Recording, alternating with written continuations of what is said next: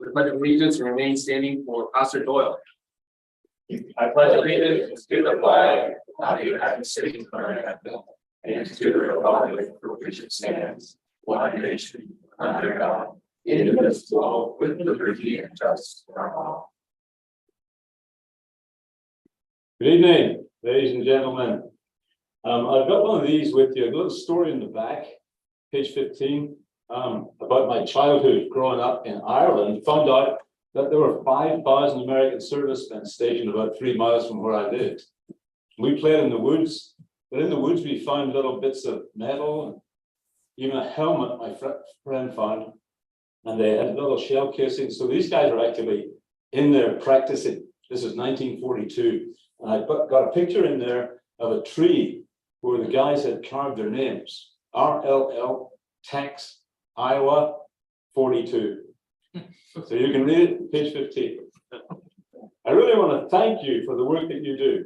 Gratitude for the work for the village. Very grateful. I've lived here since 2006, and I'm really privileged to be able to come lead you in prayer on this night. Let's pray. Heavenly Father, I do give you thanks for this group comes along, elected volunteers, as it were, of the village. Pray they may be encouraged tonight as a team in every meeting, working together.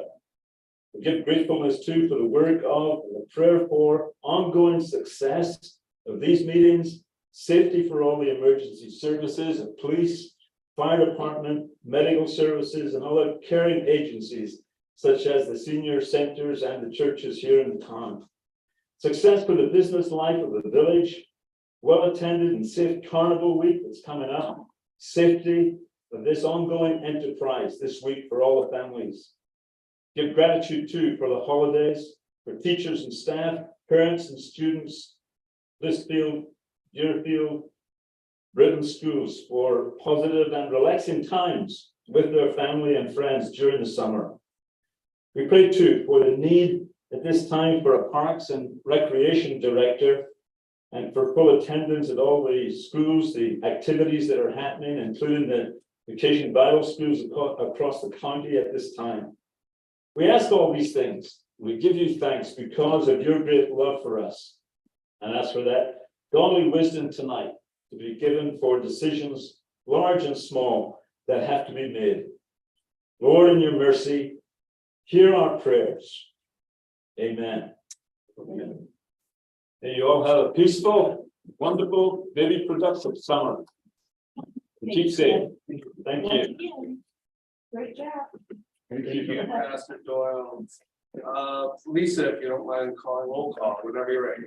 Dean Benson, Present. Mike Connor, Present. Brenda Nissen, here, Bill Ritzmaker, Here. Sherry Hayes, here, Eric Rogers, here, Timothy Waters. Present. Thank you. Can I get a motion to approve the minutes from the last meeting?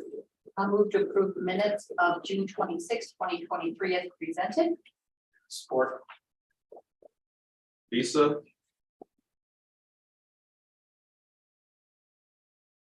Gary, Yes. Mike, Yes. Tim, Yes. Eric, Yes. Bill, Yes. Gwen, Yes. James, Yes. Thank you. Moving on to presentations and communications. Do you want me to just read this sub paragraph? Does that suffice? For the public hearing, Yeah. for the fees, Yes. that's up to you completely. And then just if there's any public comment, we'll take it at that time as well, but completely up to you how you want to do that, sorry. All right, so notice is hereby given that the Blissfield Village Council will hold a hearing on Monday, July 10th, 2023 at the Village Council Chambers located at Village Hall, 130 South Main Street, Blissfield, at 7 p.m. or soon thereafter.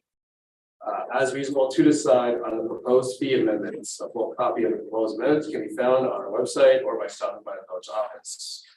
So at this point, I will open up for public comment or a council comment on the proposed fee amendments.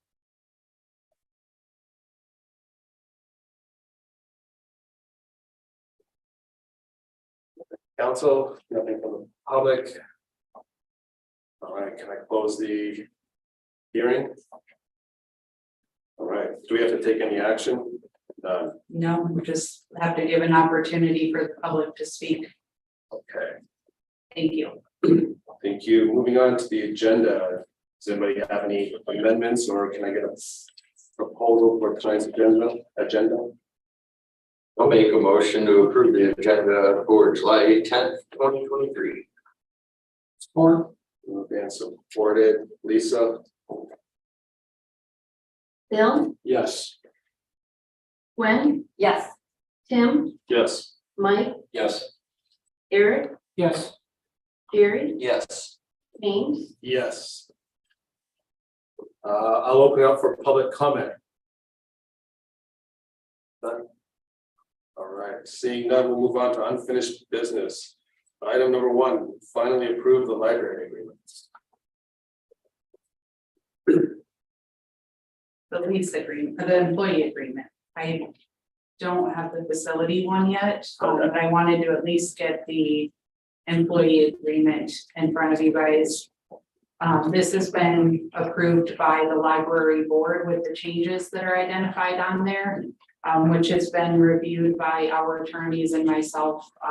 We're good with that if you desire, but if you have questions, I will answer the best that I can. The amendments that you have in there is the red, there's a red and a blue and about the 6th line down on the personnel. What is, who, I guess, what represents the red and what represents the blue? Is that a library change? One of them and a art I change? think it's not, I think it was more of like in first changes, second round changes. And the changes were all made based off of conversation that the library and the village had previously, making sure that it was clear who was supervising them, or not necessarily from one or the other. So to piggyback on Eric's comment, Danielle, could we take a look at, for example, the number 1 where it says personnel and it's got the red and the blue in there? No, you probably need to get a moment to get there. Page 14 out of 222. Yes, so when it states this part and it's got all personnel with experience and qualifications, then in black, okay, necessary for the proper function of the library is determined by the library and consistent with the personnel policy of the village of Blissfield as determined by the library with the authority granted to it in section 3.1 of the present document.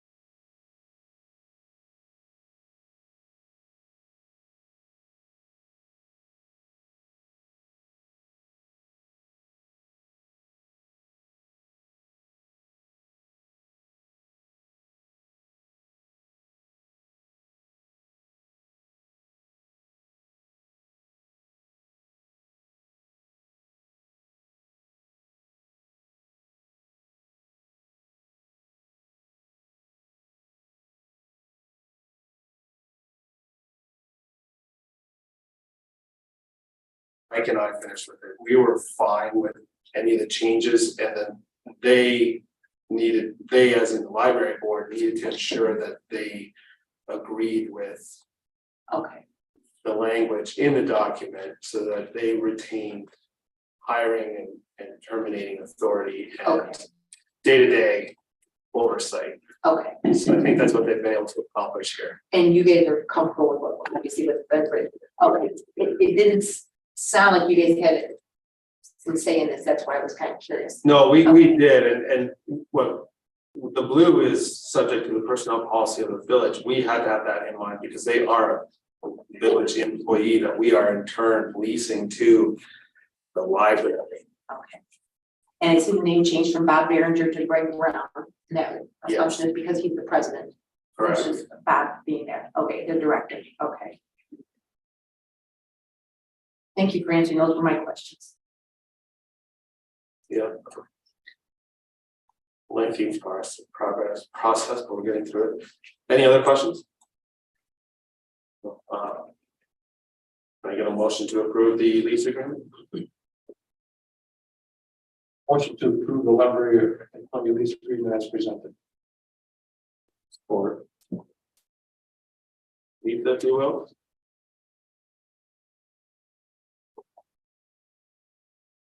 Mike, Yes. Gwen, Yeah, Jerry, Yes. Eric, Yes. Tim, Yes. Bill, Yes. James, Yes, thank you. Moving on to action item number 2, approve the investment policy.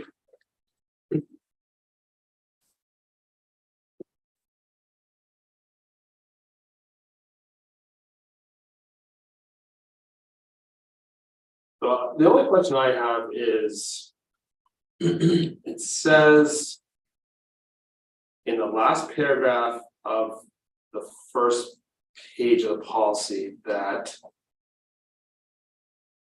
who shall establish, the village administrator and treasurer jointly shall establish written procedures and internal controls. Have those been established?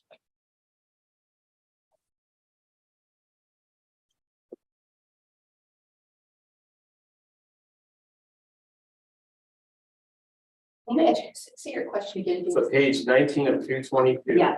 Mhm. The bottom paragraph where it says delegation of authority to make investments. Yes, Starting from the highlighted yellow, village administrator and village treasurer jointly per MCL 129.91, who shall establish written procedure and internal controls for the operations of the investment program consistent with this investment policy and applicable law. So,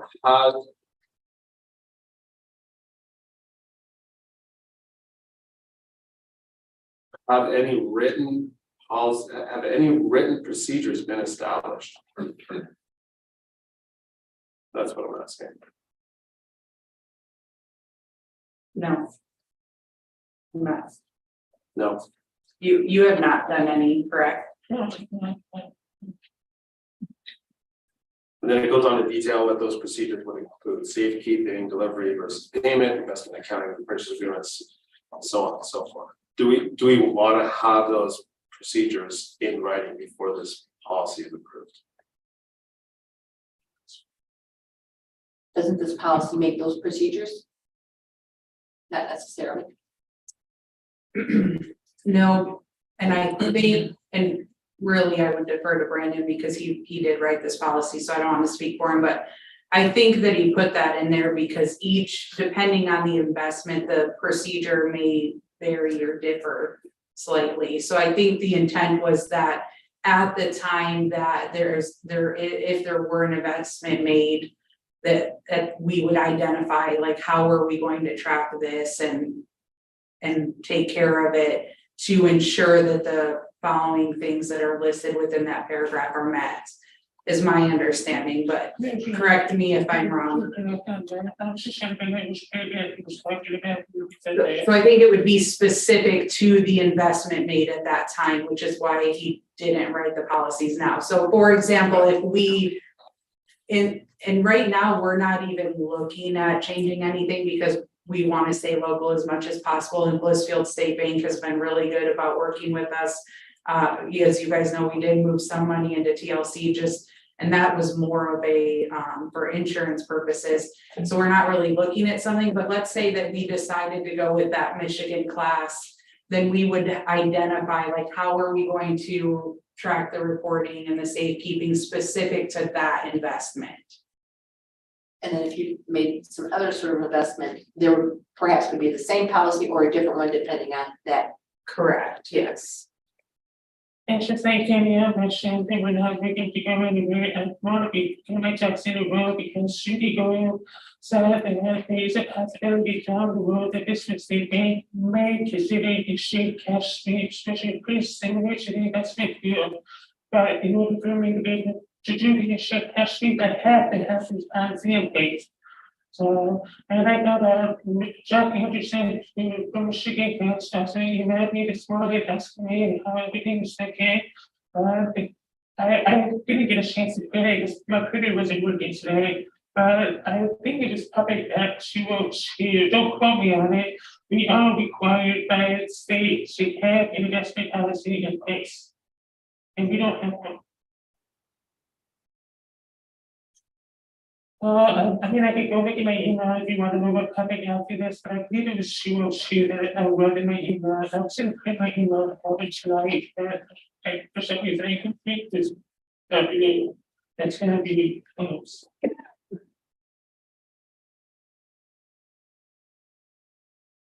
So we think we should have those policies in place before we vote on this? Well, according to Danielle, that those written procedures would take place at the time of, or prior to the time of purchase, Prior to, after the identifying of the investment, prior to right, the purchase. because right now it's hard to write that procedure because each investment varies slightly. So again, let's say down the road, we look at going into Michigan Class, we would have a policy and procedure in place, Brandon and I, and then we would initiate the investment with that program. Well, you would bring that to council, because council has to approve it anyway, according to. I think, yeah, you guys approve all policies, and I think this even says Yes, this council. that approval council, for yeah, Investments are established, yes. but that's only for 1A. We're only authorized, or we're only approving bonds, securities, other obligations in the United States. Everything below does not have that caveat.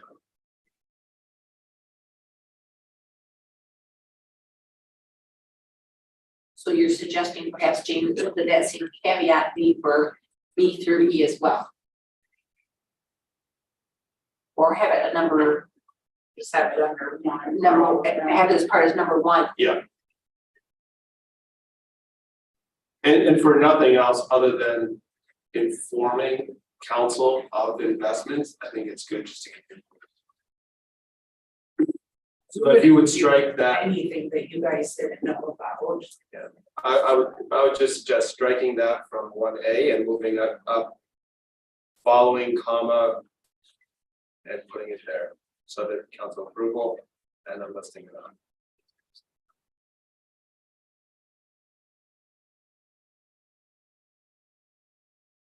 Do we want to amend the motion, or would you prefer to have the Well, we can make the motion with the change to the policy. Yeah.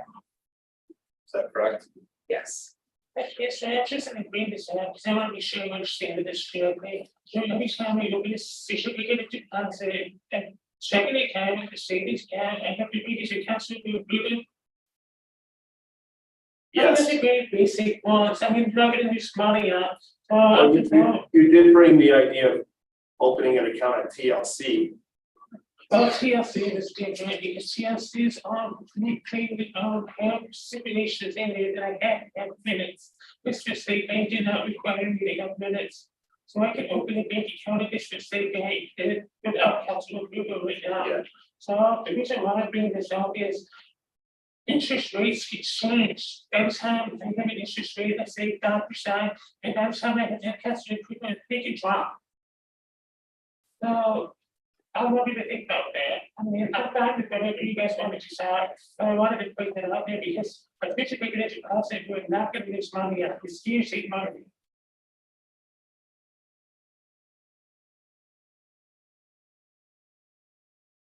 How liquid is any of our money in these investments?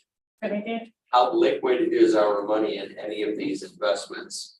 If we had something catastrophic happen and we needed that cash, could we get it okay, I don't think I have any city.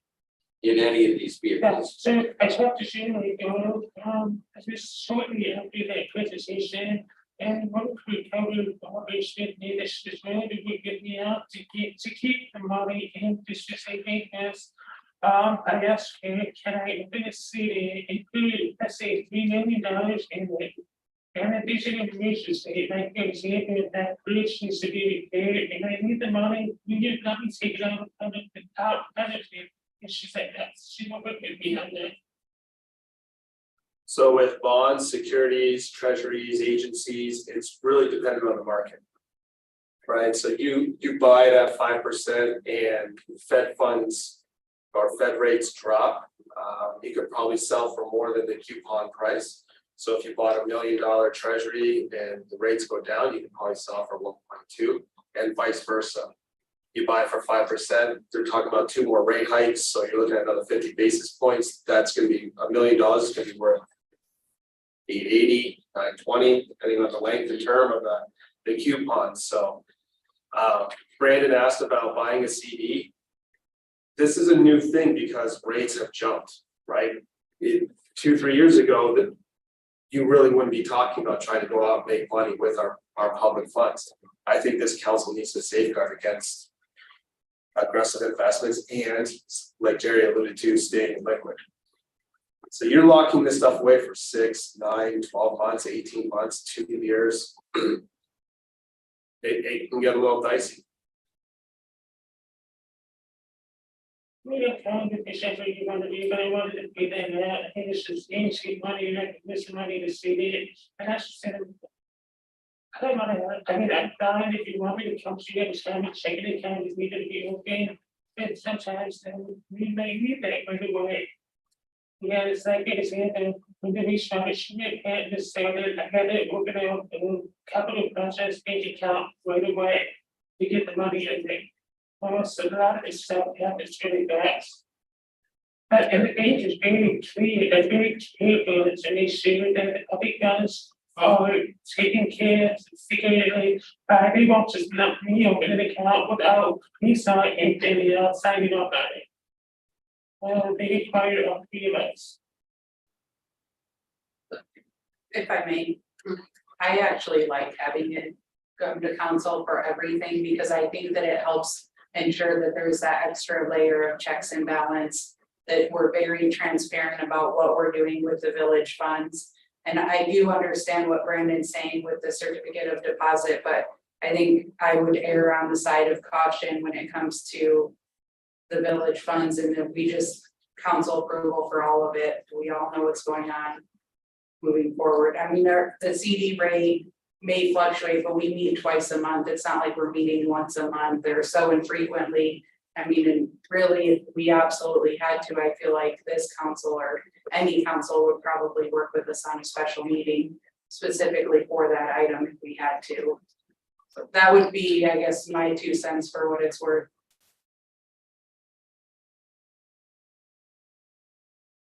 It just get it, I mean, we can call a special meeting, that's fine, I need to be there.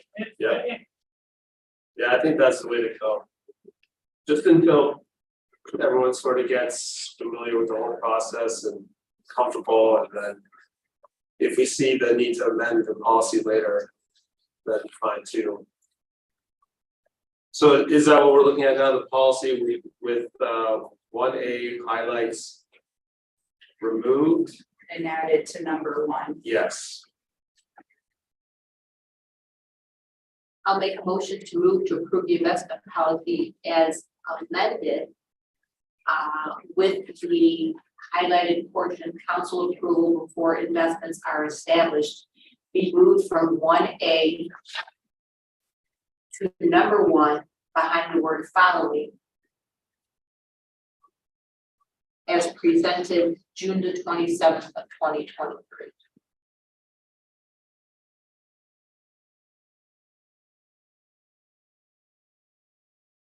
Support. Okay, any other further discussion? Questions? No, thank you for your work on that, Brandon. Lisa, if you will. Tim, Yes. Jerry, Yes. Bill, Yes. Eric, Yes. Mike, Yes. Gwen. Yes. James, Yes, thank you. Moving on to payroll, can I get a motion to approve payroll? I'll make a motion to approve the payroll register for June 2023 in the amount of $147,800.13. Support. Moved and supported. Any questions on payroll? Is that a support by Bill? Tiff. Tim, sorry, it was very quiet. Thank you, was. Tim. I knew it wasn't Gwen, but in that area. Lisa? Gary, Yes. Mike, Yes. Bill, Yes. Gwen? Yeah. Gary, Yes. Tim, Yes. James, Yes, thank you. The bills, any questions on the bills? If not, I look for a motion to approve the AP for this month. Move to approve accounts payable for the period of June 14, 2023 to July 11, 2023, in the amount of $147,800.13. I have a question. Is that the correct amount? That's gonna be a Because error. Is that? it's the exact same as payroll. I just noticed oh, that. no, it is not, it's 400 and, There you go. hold on, 400. You know, you'd think my mind would remember last week. No. Right. It's 192,882.05. 205. Yeah. Do I need to rescind my amendment? Or just amend to that amount if you're willing to do so. I'd like to amend my amount to $192,880.05. Health Court. Thought that was a weird Thank you. coincidence for a second. That is true. Yeah. Any questions on the bills? I didn't see any emails this month. Page 7, sorry, EC facility for school subscription, what's that one? 3,478. That is our online program. That's the annual subscription cost and support for the program. So that's what we do all of our pool memberships through. That's how we charge at the pool, like daily passes, concessions. We've also started running all of our recreation online registrations through that. So soccer. So part of it is billed to Parks and Recreation now as well for those online programs. I actually do have a couple questions. Lisa got back with us, but I saw the numbers regarding the river erosion for the DNR funding. And then we have also more for the river erosion. Is all that together then, Danielle? Is that being billed through, is that through a Parks and Rec thing? Is that through, how is that being? So you sent two different questions. You sent an actual question on Manic Smith invoice where, Yeah. so I had met with the engineers because what I had requested from them, there's a DNR grant that's coming out. Okay. And in order to be eligible for that, we're required to have a, oh my gosh, I'm having a blank on the, watershed Oh, for the river watershed. plan. Oh, gotcha. Mhm. And I'm partnering with the River Raisin Watershed to do that. So they actually came out and met with me to go through what the requirements were, and they're working on a proposal because we have to have the plan in place to be eligible for the funding. And then the second portion that you sent us was the actual expense report, which is the same. I wondered why. Yeah, Oh, so that's why it refers to both, because you were looking at one in the accounts payable and then one in the expense report, but it is the same. that's why thing. then, okay, I was curious on that. Okay, and I remember that discussion. All right, thank you. And the police vehicles, just asking, are all vehicles, was it an issue with, or is it the one vehicle that we as council voted upon it being fixed with the repairs to it?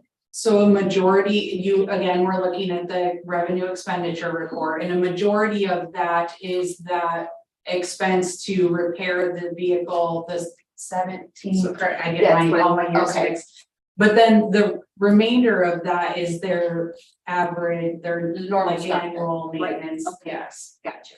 Thank you. And then I've gone ahead and asked the question regarding the last 5 years for the cost of the auditing services. Because I know that seems like it's increased significantly over a period of just a period of time I've been on council. I talked to Brandon a little bit about it today, and he explained it that the costs have gone up, but essentially, and Lisa sent that out. Can you explain that a little bit, Danielle, for me? I know that's not, it has to do with bills. Do you want to go ahead and finish up on bills and come back to this, James, or do you want to address this now, since it was a bill question? Well, if it's, yeah, if you want to clarify anything before we Okay, approve this. okay.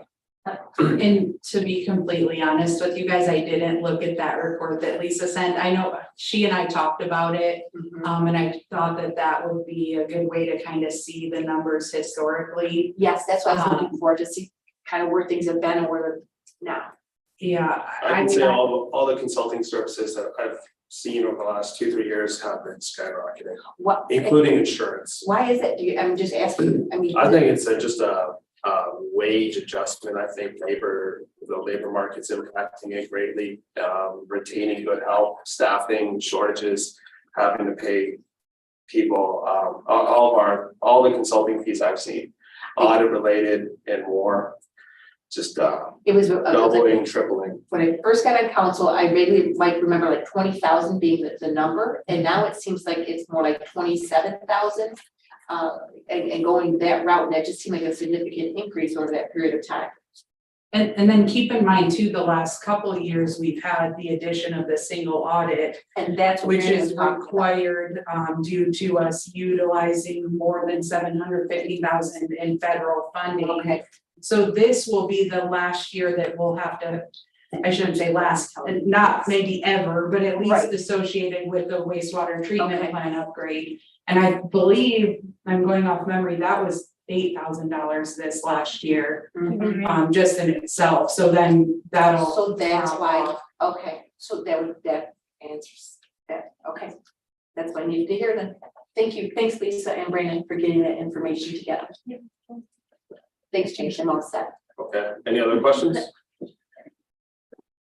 No, Lisa, you want to call the roll?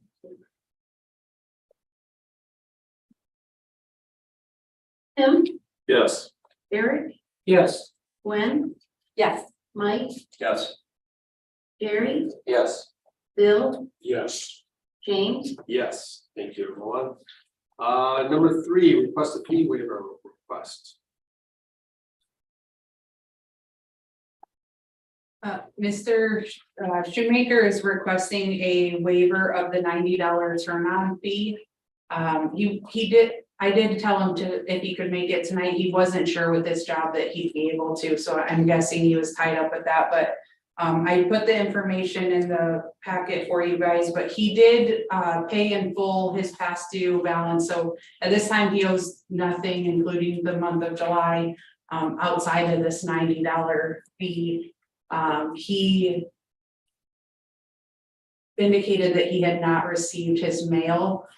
We did email the bill, and I pulled the audit report just to make sure that those were going through, and I actually had sent the bill out last week because Brandon had indicated the week before he was struggling to get it to 100% completion, and it seemed to go through fine. When he was here, I resent it. He still didn't get it, but at this time his water's turned on. I indicated to him that I would have the water turned on since he was requesting a waiver to you guys tonight. If you guys approved it, he would be paid in current. If not, then the $90 will be put on his next bill.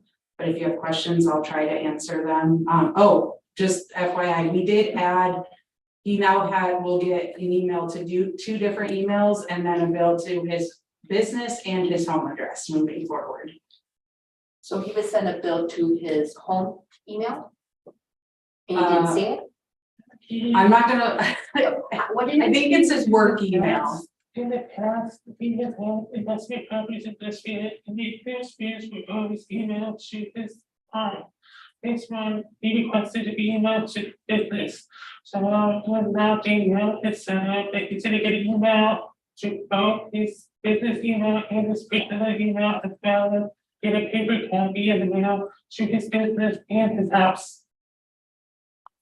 Okay, but So he has other, he's had other rental properties in this. so if he's had other rental properties and he has received that information via his email. Check mail. Well, his mail, Check this will be the first time he's received the email. So because we've been pushing the emails out there for the reason you are not gonna do this in the mail. so in the past, he's received mail. And this time he didn't get this in the mail. This will be the first time he's got an email with this account. Yes, but he said he never got the mail for this account. Right, and he opened this account up in May. Because he just purchased this property, so he's received mail for other properties. But has indicated that the first mail he received for this property specifically was the July bill showing the 2 previous months plus July, so 3 months of bills. So he stated he never got the mail never got to him. Yes, But in the past, it always has. What's that? But in the past, the bill in the mail has always gotten to him. Let's say yes, Okay. Thank you. yeah, he's paid his bills in the past, so I would presume he, And he paid his bills here, he's just asking for. correct, yes, he has paid the full 3-month balance. Just taking a minute to get this established. This is an investment property that he owns.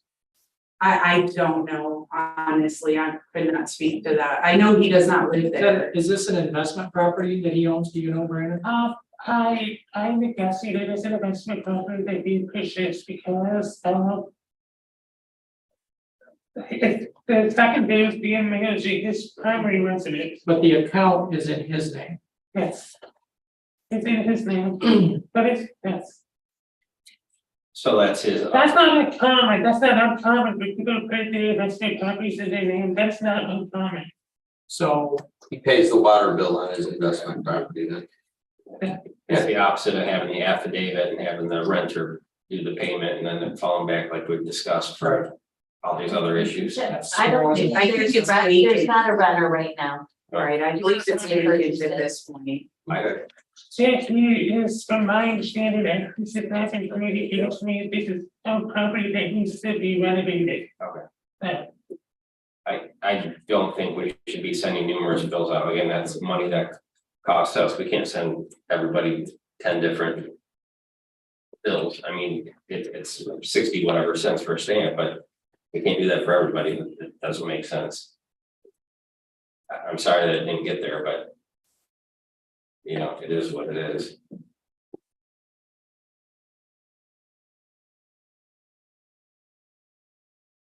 We're sending it to his physical mailbox plus his email box. Correct, yes, And he didn't get it to either one of those. correct. But we're positive they went out. We're positive we emailed them. You said you went back. Yeah, so BSNA, actually, there's an audit button. And I did share this with Mr. Shoemaker. I pulled it right up on my laptop. So when you click that audit button, anything that has ever been done to that account, it lists the date, the time, and who the user was and what the action was. So I showed him that history of those bills being emailed to him and all of that. Just, and again, we did send all of that, and so it doesn't, for the mailing, there's no way to audit that other than the fact that it shows you created that bill to go out in the mail. I mean, and then we go physically put it in, but we don't ever pull out bills or anything like that. What is black boxes?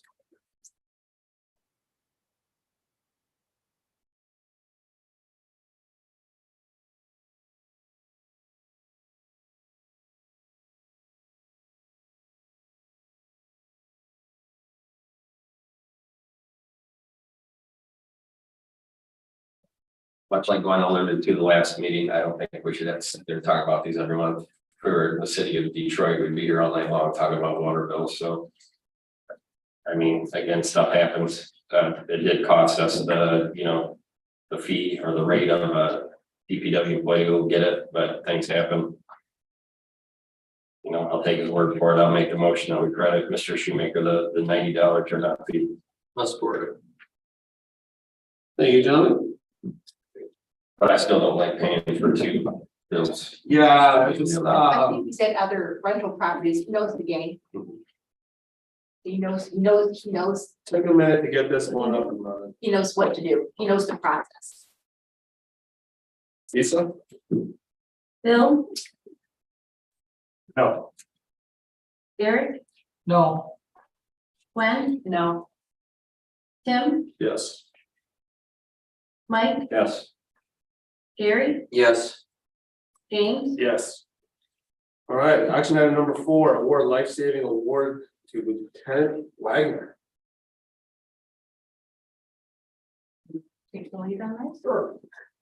So in May of this year, Lieutenant Wagner was dispatched to a residence just outside the village at the request of Lenawee County Dispatch. There was an overdose in progress. The person was reported not breathing and unconscious. Lieutenant Wagner was on scene in about 3 minutes, and he discovered the patient in the bathroom, unconscious and not breathing. His eyes were wide open, fixed and dilated. There were no signs of life other than a slight pulse. There was evidence of suggesting it was a heroin overdose, and Lieutenant Wagner then administered 1 dose of the Narcan that we carry in our vehicles. The patient didn't respond, and after about 2 or 3 minutes, he administered a 2nd dose. And about 1 minute later, the patient began breathing and eventually regained consciousness. Medical personnel from Riga Fire did arrive on scene to assume primary care, and the patient at that time refused any additional medical assistance. Lieutenant Wagner has been previously decorated with the life-saving award on 3 separate occasions. And this is just consistent with the type of service we get from him, and he again did a remarkable job in saving a life. So in accordance with the award policy, I'm requesting that he receive a life-saving award.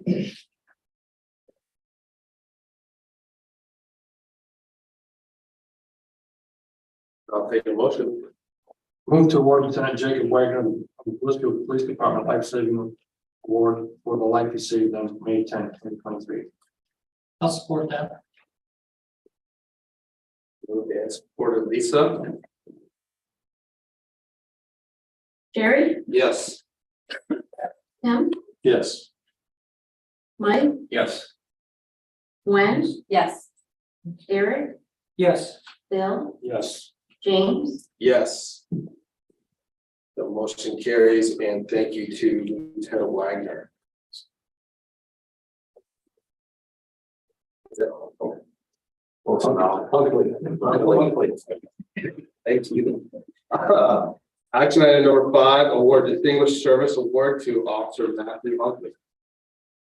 This one's a little more harrowing. This entire incident was caught on video. This was the other one, but this was really remarkable. Officer Huntley was sitting here to my right. He was on duty on May 30th, responded to a disturbance call.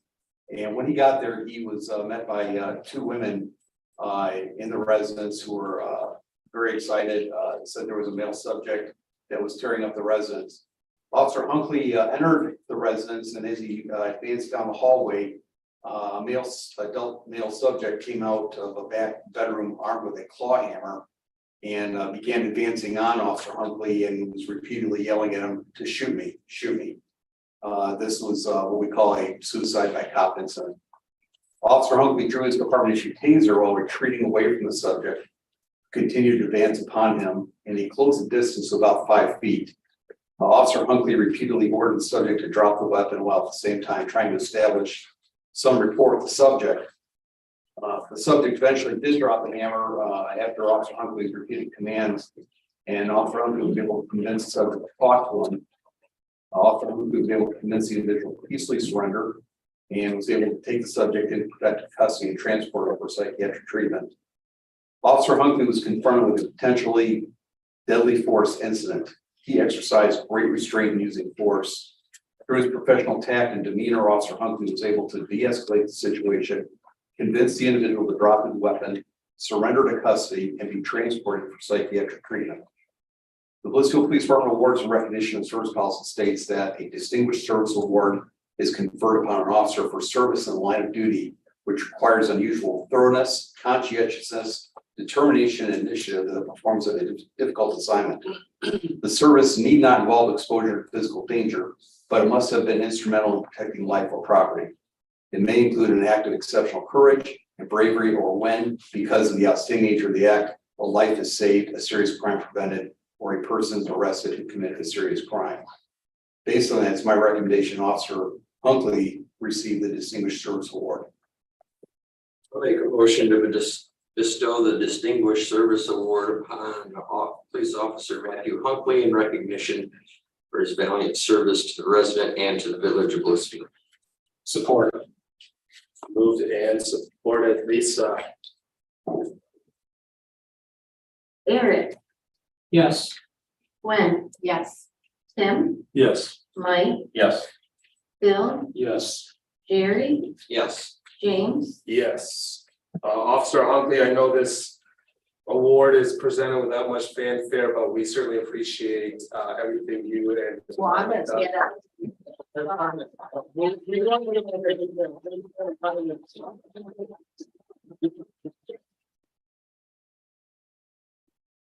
I can only imagine.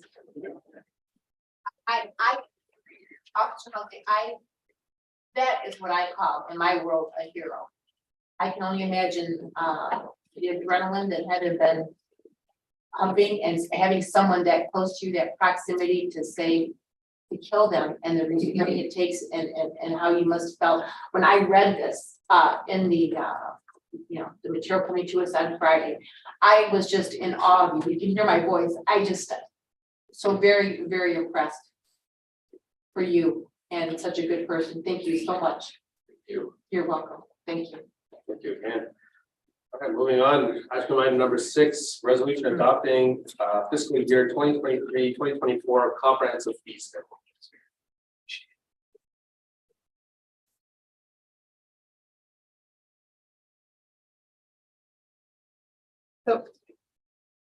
Are we ready for me to talk about this? I guess I should make sure. Yeah, I mean, it's pretty straightforward unless you. Yeah, I listed right in the packet or in the agenda item, the exact changes. If you look at the proposed fee schedule, they're highlighted as well, any changes. If you have specific questions, I'd be more than happy to address them. I've tried to put the reason for those increases. The water and sewer ones came right from the rate analysis that was done for both water and sewer that was provided previously. I do just want to make, and I know I've mentioned this before, but just kind of as a refresher, make an additional comment. This is coming to you guys a little bit sooner this year. I've wanted to try it this way. In the past, we've done it with the budget. And I wanted to do it a little bit sooner to break up some of the budget, but also to say, okay, this is the adopted fee schedule to share with Riga to make sure that they have time to adjust. So this fee schedule would still be effective October 1 as it has been in the past. It's just being adopted a little bit earlier in the year before that change. But if you have questions, I will try to answer them. I did have a question, Danielle. When it says additions, add private party reservations for residents from 150, what are we talking about there? So we currently we do private party rentals at the pool on Mondays. We actually started doing that last year. They've been hugely successful. They weren't put into the fee schedule, and I just was adding them just to try to be completely inclusive when you look at the fee schedule. Great, thank you. The same question. So you can rent the entire pool. It's not the pool party or whatever the specific room. This is like, you can say you have the whole pool to yourself for up to. Yes, so it's a 2-hour rental up to 100 people for that fee. And they are able to, if they choose to, they can have concessions open, but concession items are not included in that cost. They would have to pay for those additionally. But yes, that would be the entire pool facility would be rented for that private event. And how many staff members are required the same as any other operational day? So we typically have, two, if it's up to 100 people guards, we typically have 3 though, so that if it's really warm, they can rotate out. And that's what that fee is meant to cover, is the cost of having the lifeguards at that event. It's actually pretty reasonable, pretty cheap. So very cheap for a 2-hour use of that facility. Yeah, and it's pretty successful. Yeah. As well, If you get multiple bookings on the day, it really is great. yes, which we we had 2 today. And it's awesome. I was able to do it last year for Sam's birthday party, and it was awesome.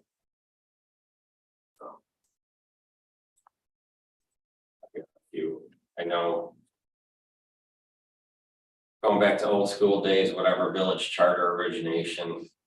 Et cetera, talking about eating, drinking establishments, all the numerous dance halls that we currently have in town.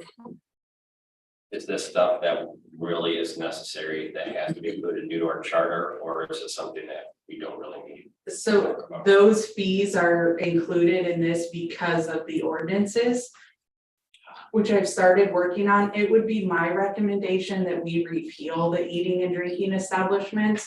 But I have not yet got to that point, so they would remain in the fee schedule until the ordinance is either changed or repealed.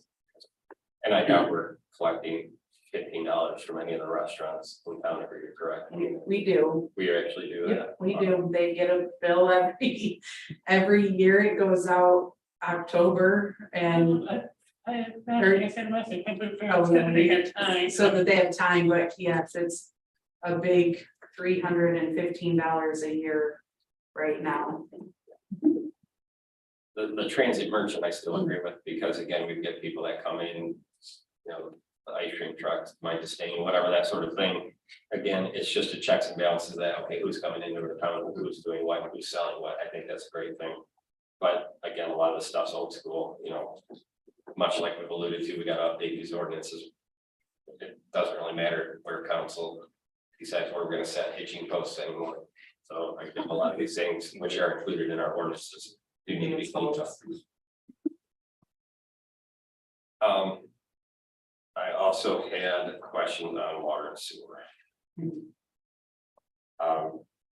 I guess you might as well we might as well throw out the percentages, right, of what we're talking about, and again, this wouldn't happen until the next fiscal year.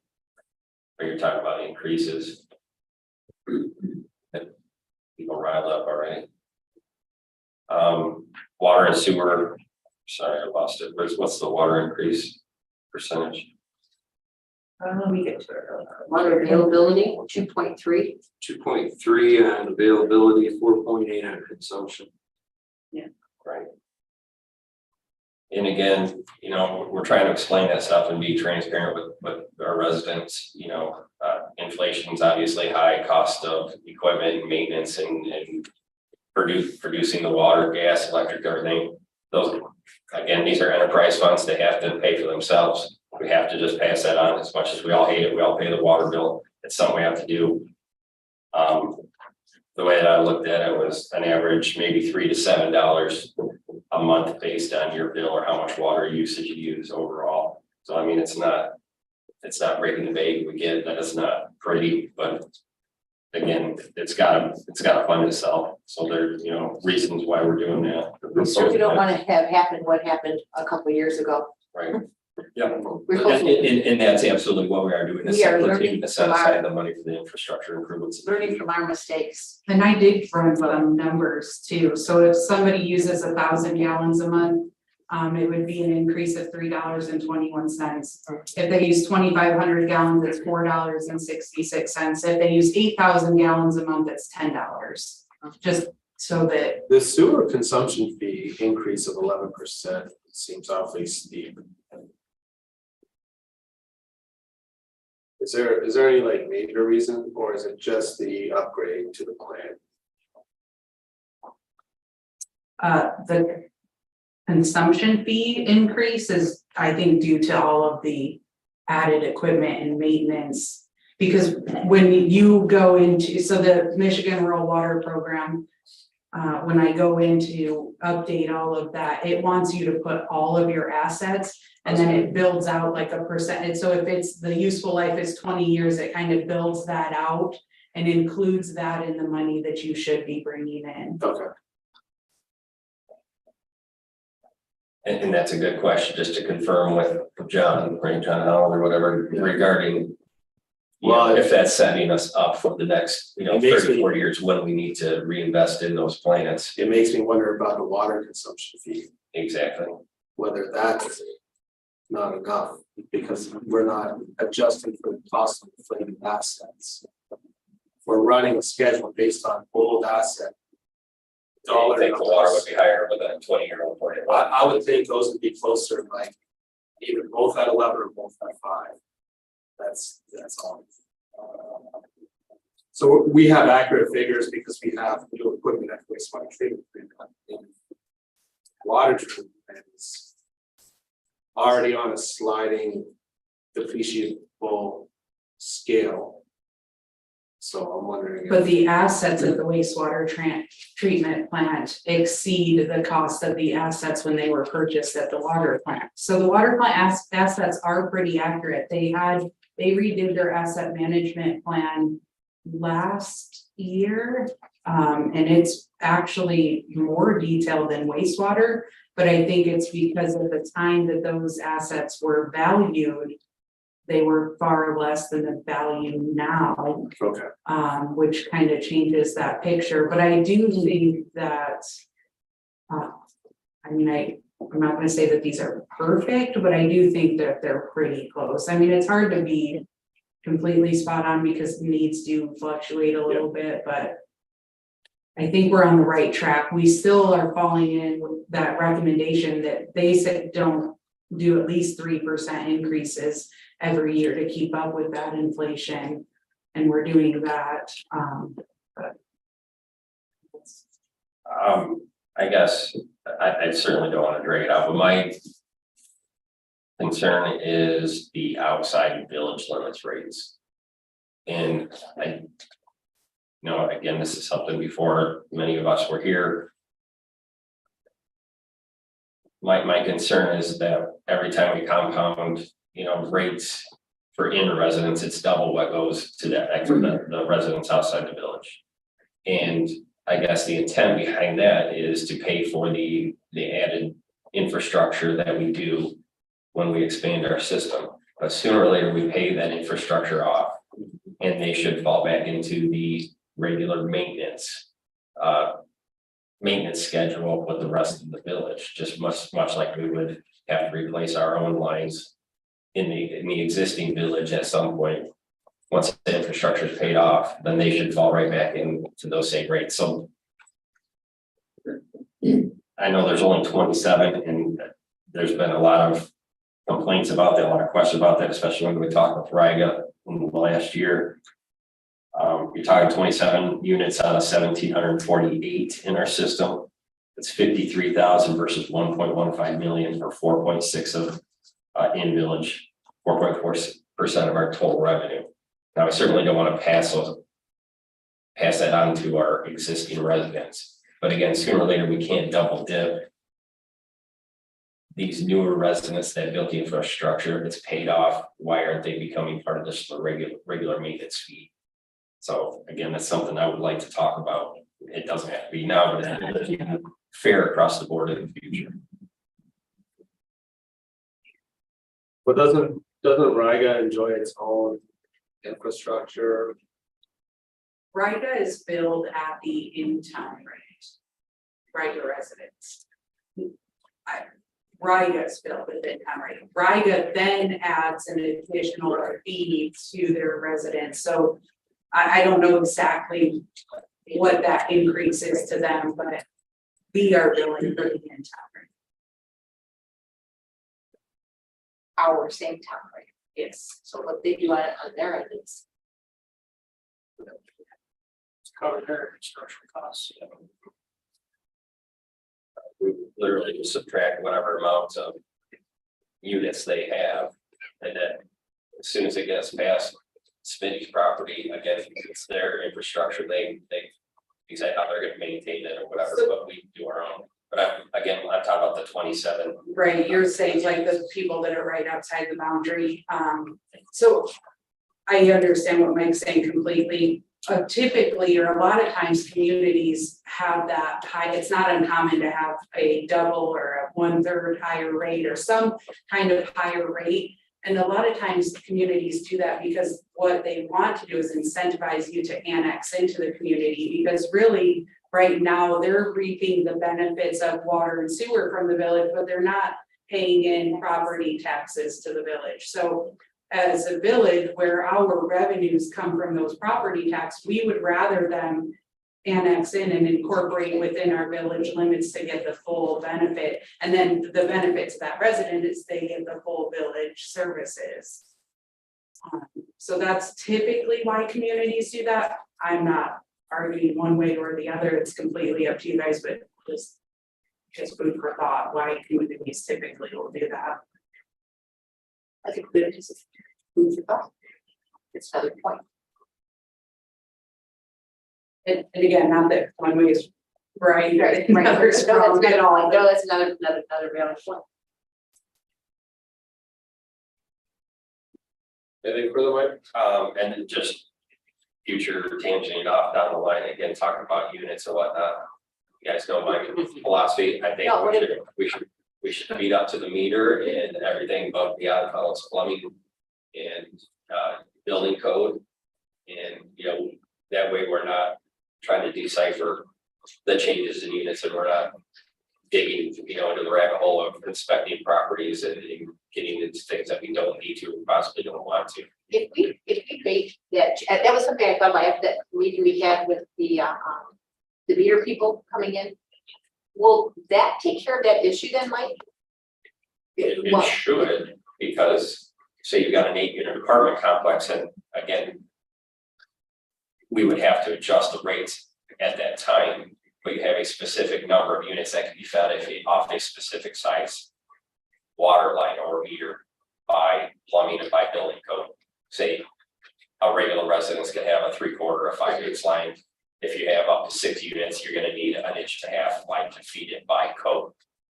So again, we're charging each of those 6 units a $54.63, let's say availability charge. We would go back and we would draw them the 1.5 inch line wage, and we would readjust those rates to say, okay, let's make our money back as a meter size or as a water line size. So it's just, again, we're billing up to the meter. We don't have to maintain anything above and beyond it. We're not doing the inspections. We're not having all the changes in the system. And we can plan out for an actual amount of how many quote units we have in the village. I just think it's a cleaner process. I know it would take some time to readjust it, but there's not a ton of properties in the village that have that are above and beyond that 1 unit. Can we save that for a future discussion? Yeah, absolutely. I'm trying to be ethical, I'm trying to be fair across the board to everybody involved. But this changes to the fee schedule definitely needs part of that conversation. I'll make a motion to approve the resolution adopting the fiscal year 2023-24 comprehensive fee schedule as presented to be effective October the 1st of 2023. Support. Moved and supported. Lisa. Mike? Yes, as long as we can look at those outside bills on the chart later on. Yes. Jared, Yes. Units. Yes. Tim, Yes. Gary, Yes. Phil, Yes. Gwen, Yes. James, Yes. Yes. Mike's right. We look at units and outside village fee schedule. I will bring the units back to you all again. We did have a work session with the different options that were provided, but yes, I will bring that back to you guys. Did we take any action on that? We did. You, at that time, you did not, no, but again, I will bring that back, as well as the outside rates. The outside rates was not part of that initial discussion. And it's good for discussion, get people just to know, like, absolutely what you said was relevant, and I think other people that are out in those outskirts, Silverhorn Highway, for example, paying those double rates, probably don't understand the mentality and the philosophy of why those rates are that way, so. Well, and with the meter discussion, it might change things as well for the unit conversation. Moving on, number 7, motion to approve change order number 25 for time only extension. I do want to let you guys know that this extension is extending until June 22nd, which is the substantial completion date that was issued to the contractor. This change order would be or is required by USDA in order to process any final payouts and retainage and things like that for the contractor. And I do want to clarify, or if we don't do a time extension, USDA can process those things if we charge liquidated damages. Is it supposed to be July 22nd or June 22nd? June, June is supposed to be. yes, it is, Okay, June. it is June. Yes, yeah, it's back because that is the substantial completion. Gotcha.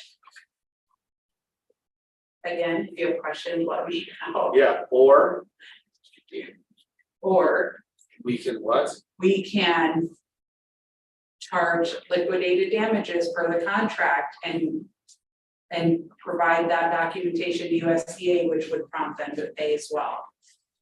So I will share with you guys, I feel like we're in a little bit of a hard spot right now, because as you guys know, you approved for us to go to mediation with the contractor who's requesting 1.1 million above the contracted amount. That is still not scheduled. The ball is in their court at this time. I, of course, will keep you guys posted. So a couple things. If right now, without the extended of time, we can go back and say, we can charge you liquidated damages, which is $1,000 per day, that the project was not completed. So we can't go all the way out to the mediation date, but we could go to that substantial completion date from their already extended time of the end of April. And we've granted extensions before then too. So it kind of gives us some leverage. However, if we, like right now, we're so far out with mediation, if we don't charge them, it's still a conversation to be had because we've extended multiple times. We made them an offer, a good faith offer, and said, okay, this is how we could solve the 1.1. We've agreed to mediation. So we have taken, and by approving this extension further, we've continued to take steps to try to work with them and to go above and beyond. So there's no perfect answer to this. It's really up to you guys, but those are our options. We grant the time request or we charge liquidated damages, because we do need to close out and get all of the final paperwork done with USDA for this loan. We will do that with Eagle too, but they're not going to be held up on the payment portion. So if this was not passed, it would close out the USDA loan. Is that what you're saying? It would start that process of closing. If you guys choose not to do a time extension, then our only other option to close out the USDA loan and do all the paperwork is to assess those liquidated damages. So I either need to provide USDA with a time extension, or I need to provide USDA with documentation that we are assessing those LDs. What's the project completion percentage? The project is substantially complete, so it's seriously 99+%. They do have a couple punch list items. Most of them at this point are pretty small. I can get you guys an updated punch list as well. The last one, it was, I think, 2.5 pages, which seems like a lot, but a lot of that's really minor things. They, like the seeding, their hoses are still out there right now. We're going to continue to water that and make sure that seed takes.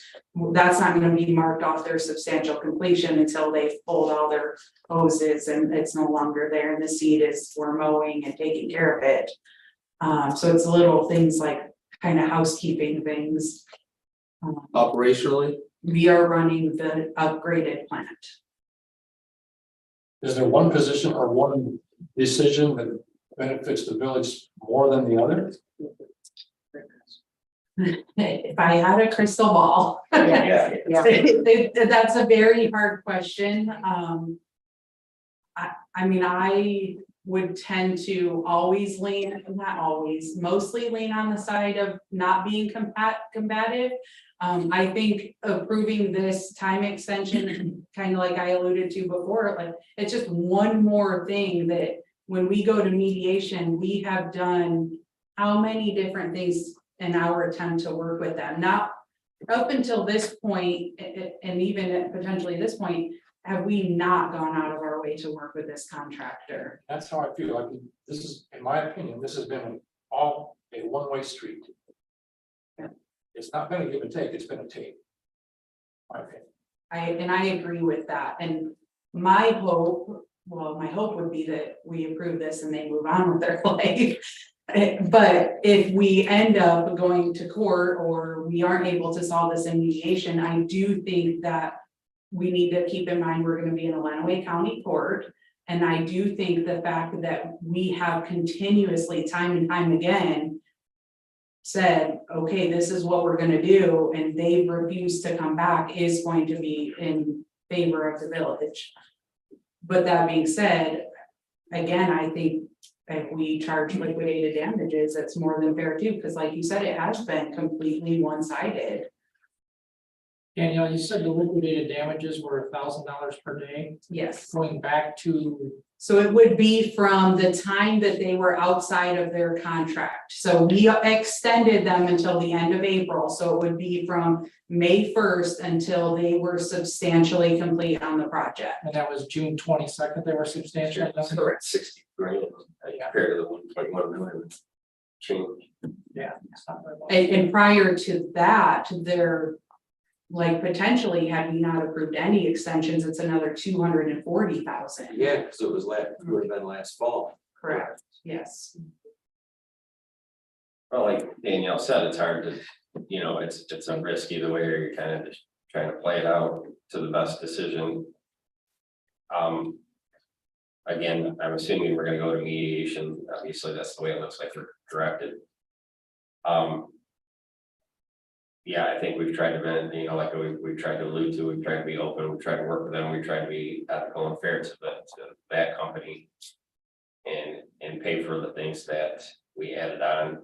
We get that there were the struggles with materials and labor, everything else, but that would be under our control for the contract. We follow the contract stipulations.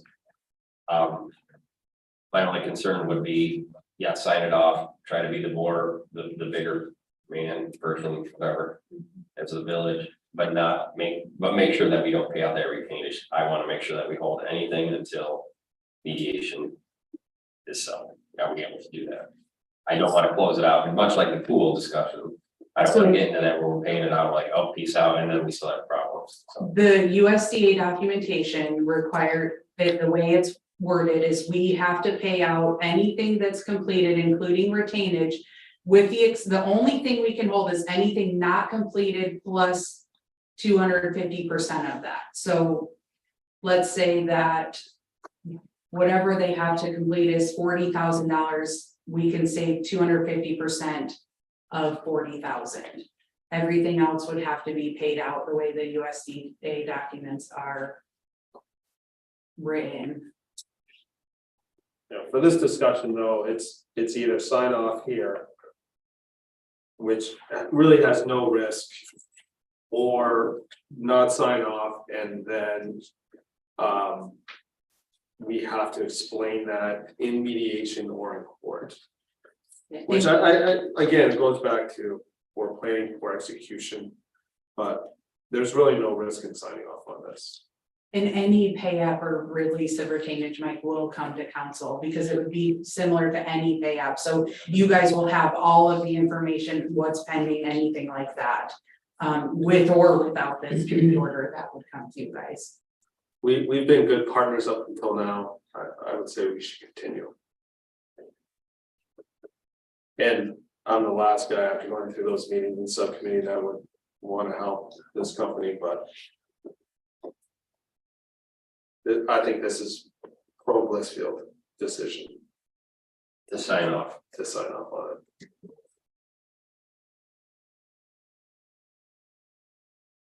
What's the retainage left? Number on that? I'd have to pull, Mike, I'm sorry, I don't off the top of my head, no, I can look at their last pay app. Bear with me a minute.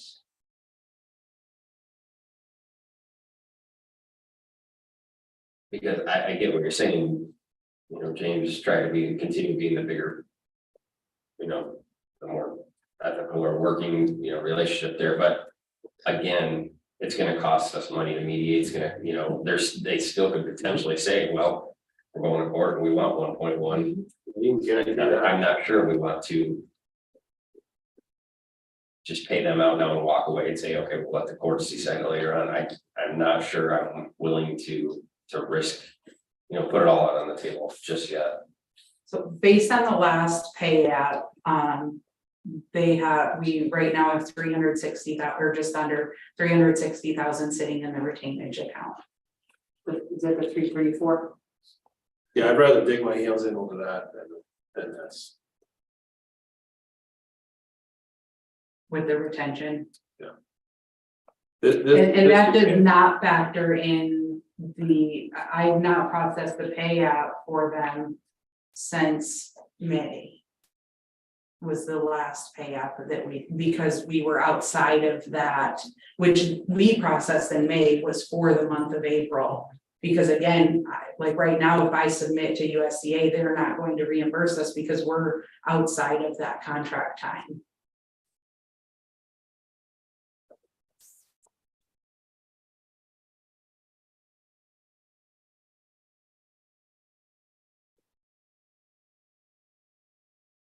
So we can't approve the change order and say the project's substantially complete June 22. June 22nd, but hold the retainage through mediation. I would not be comfortable answering that until I talk to USDA. So if you guys want to, if you want me to get that answered before you act on this, we could push this to the next meeting, but I would want to talk to Haley with USDA just to make sure that I'm giving you guys accurate information, because my understanding from our conversation when they came out for substantial completion is any work that has been completed, including retained work, has to be released with the exception of that 250% of what's remaining. But again, I would want to talk to them just to make sure. What's that number again that's remaining, Danielle? Well, sitting in the retainage account is 360,000. I don't have the number or the cost with what's remaining. That will have to come from the engineers, which I've not received yet. And that's where if the engineers say, okay, they have 30,000 more, we could do 250% of that. But I don't know what that number is right now. Well, let's do that then. Because this is an emotional decision, so let's get on the facts. Is everyone okay with that? We'll make a motion to push this out to the next meeting. We'll get that answered, and then Which part is Danielle answering? the retainage. How much of the retainage can we safeguard? So question, I will ask that, but and you guys tell me no, but just throwing it out there, at the next meeting, could I put this and maybe that final pay app so that you can see exactly, and you guys can choose not to act on it that night, but at least you're getting kind of both together. Would you Yeah, I be think open to that? that's probably the best. Okay, because what I'll do is I'll reach out to the engineers in LaSalle and say, okay, let's get all of this kind of in one meeting together and they can see the big picture. So I'm gonna look for a motion to table this until the next meeting. Just to let everybody know, I will not be here at the next meeting. Put that out there before we motion vote on that. All right, hold on. July 24th. What's the next after that? The 14th of August. Yes. That's a month. I was just gonna say, is it that far out then, Danielle? You know what? Already been waiting time. Yeah, let's let them wait. August 14th, you said? Yes. But yeah, that way we're not saying yes and we're not saying no. Okay, that's close to the mediation period, hopefully, but We don't have a mediation date yet, do we, Danielle? No, we do not. Are you gonna be here on the 14th? Yes. All right. Oh, you need a motion, don't you? Yeah. Yeah. To postpone to August 14th. Well, I'll make a motion to table change order number 25 for the wastewater treatment plant until our August 14th, 2023 meeting. Support. Moved and supported. Thank you. Lisa? Eric, Yes. Mike, yes. Gwen? Yes. Tim, Yes. Bill, Yes. Gary, Yes. Jane, Yes. Thank you for that discussion. Action item number 8, approve the Verizon power lease agreement. Verizon reached out to me with this amendment, which I've included in the packet for you guys. I initially received the first letter, where I'm Danielle Eidson, that indicates, that they would like to reduce the site, rental fee by $500 a month. They would like to, and I was trying to pull it really quick, extend the term. And that was it. So I received that. I reached back out to her and had indicated that I couldn't anticipate all of your questions, but I thought for sure one of them would be why the reduction in rental fees. And I got the second letter back to Danielle Gross, which indicates their reasoning, which was also provided for you guys to review. You guys can approve this. Anything you want to counter back to them, I reach out to them and let them know. I would like to kindly remind you all that we did just at the end of last year, I think it was, grant them an amendment to increase their tower size and their capability, and then I just went to this. strike out Verizon bill. My Verizon bill can probably pay for that $500 difference. You know what I'm saying? Yeah. Yeah. Mm-hmm. I would say when they give my signal up to 4 bars, if we could do something about it. It's at 2 right now, it's usually at 1. So I'm in favor of the 2,500.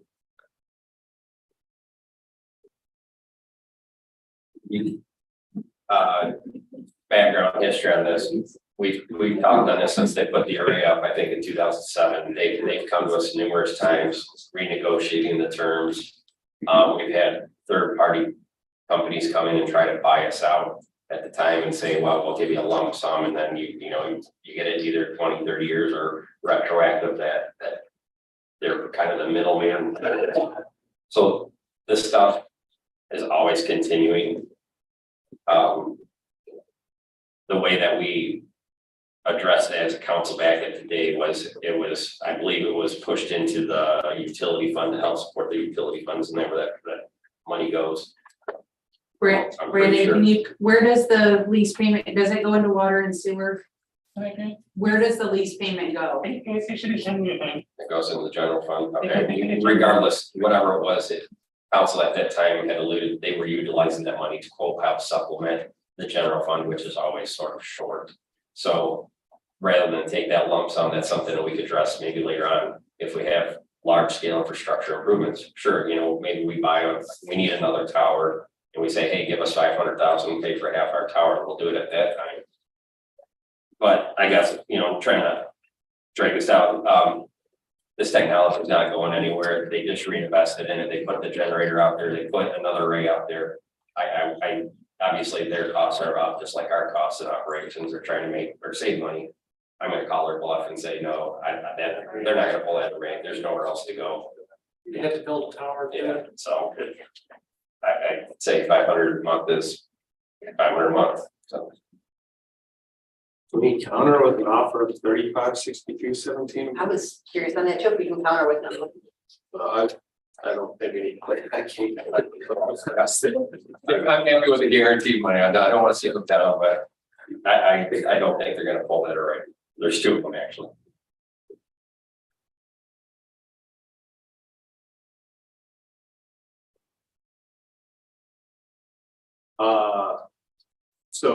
So we could make a motion, we make a positive motion. And then So it should be, a positive motion. yes, but however, your positive motion, I have a recommended one here, but you could make a positive motion to authorize myself to go back to them and say that we're not willing to accept a reduction in rental fees. Yeah. Fee. What's that? No, I'm not good. Okay.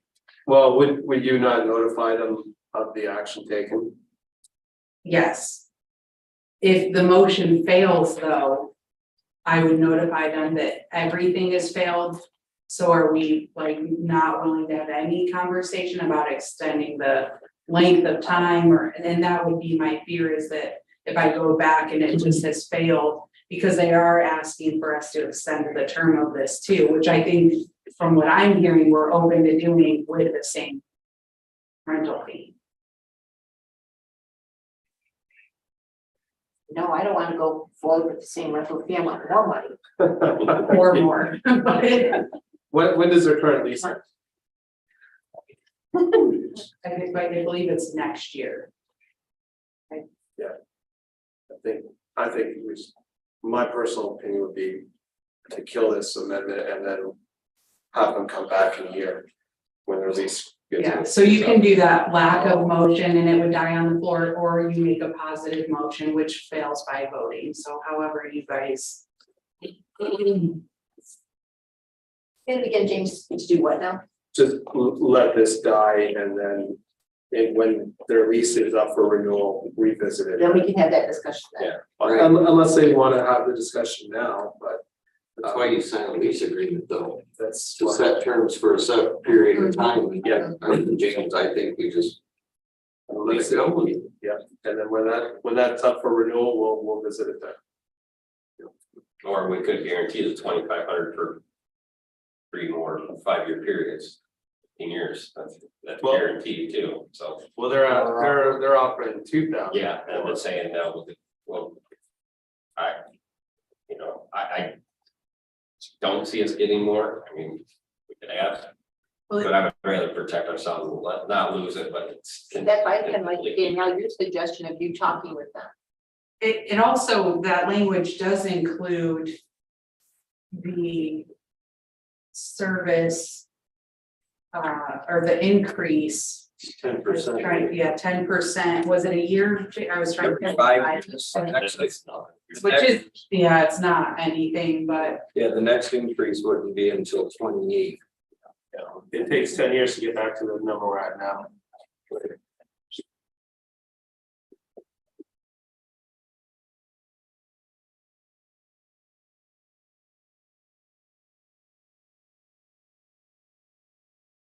And that's fine, because if they come back in a year, anytime they come back to us and do improvements, we can renegotiate those terms as well, you know, if they add another rate, if they do whatever. I mean, that's a potential, we have the potential of losing it too, but The current lease agreement.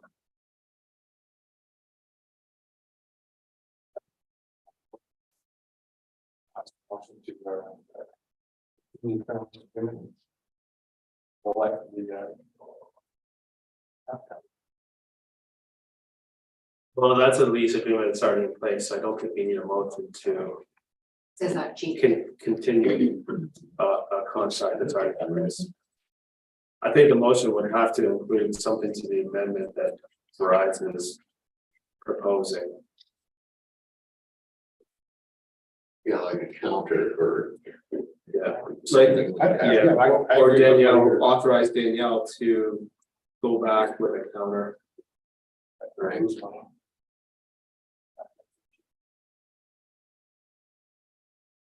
If we get 25 years, the additional renewal terms, 25 years are what we're already getting, that's not bad. And then if they wanna add an array or something, we come back and revisit the lease, the payment. Where'd you come up with the 25 years from, like, just out of the air? I mean, I don't see that because. No, it's that's what they're proposing for the 5, the additional renewal terms, 5 additional 5-year renewal. terms. 5 additional 5 years. I didn't read it that way. Gotcha. Thank you.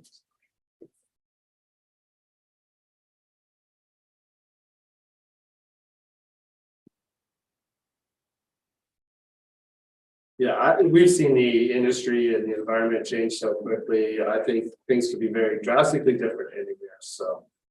Depends on the economy and inflation and a whole host of other things. So we either decide now or decide in the year. I'm in favor of the discussion of having Danielle talk with them. Just, what will it hurt? All right, so I'd entertain a motion for that. Danielle, what is the verbiage that you would like us to say for that? I would just move to authorize the village administrator to counteroffer, let them know that we're not in favor of a reduction in the site rental and bring some, and then I would bring someone back to you guys. So however you want to word that. I would make a motion to authorize our village administrator to have dialogue with Verizon to discuss a counter offer for their services for the village.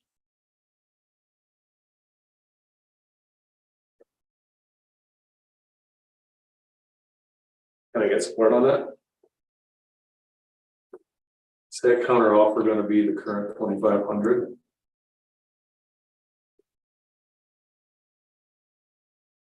That's a good question. Yeah, I would just add that to counter offer either at the current or. Is it current or Whatever No you guys. less than current. okay? I'll No less than current. support it if we go that direction. That's a good point.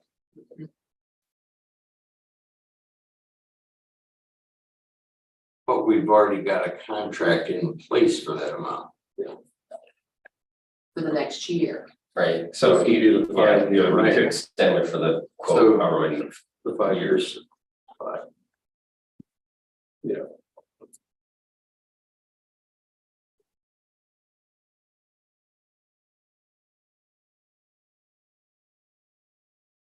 Anything else on that, Jerry? No. Can you read it for us then, Lisa, what the motion states then?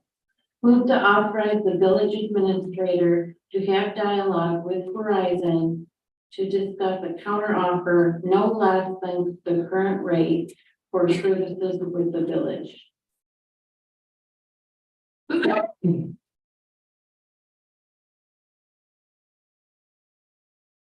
That's sufficient for me. Tim, do you still have a second on that? Yes. Great. Any other discussion?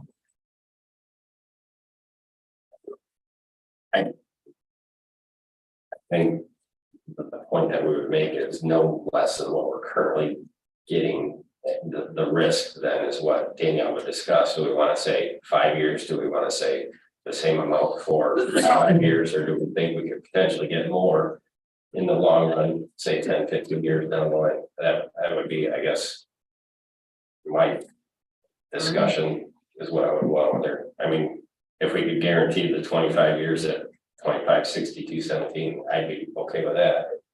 Or do you guys want to say, let's talk about it for 5 years and then we'll revisit it and say, okay, you know, maybe we readdress the wage structure then, or I think 5 years as well, Mike. Which is, I think, what they're proposing with the 5-year, increments. So is that it gives them and us the ability to every 5 years review that. But you can clarify that. Yeah, I will clarify, but when I spoke to her, that was my understanding. But if they make improvements, again, if they put in a rate somewhere else, I want more money. You know, there's the painter's ring that they put down, they put another ring on top, I believe. So again, I want to be able to. And that would have to be an amendment to Yeah, their, but okay. right, so that would have to come to you guys. I don't wanna give them too many structural advantages when we go back and talk to them. So. Right. Sort of less is more here, that's why it's no less than current, they can interpret that however they like. Current offer or current lease, whatever. So that was sort of my thinking. See how rich they can get.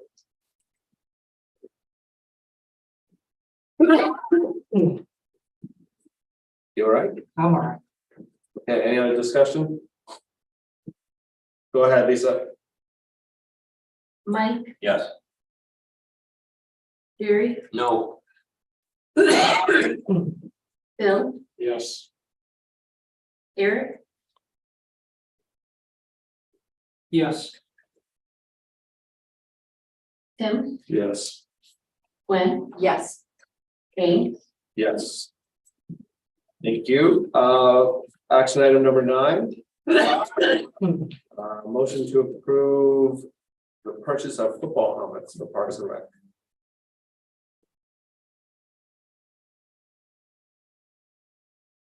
can you tell us the status of the football program as we're here today? Danielle? Yes. If we do not get these helmets, we cannot have a safe tackle football program.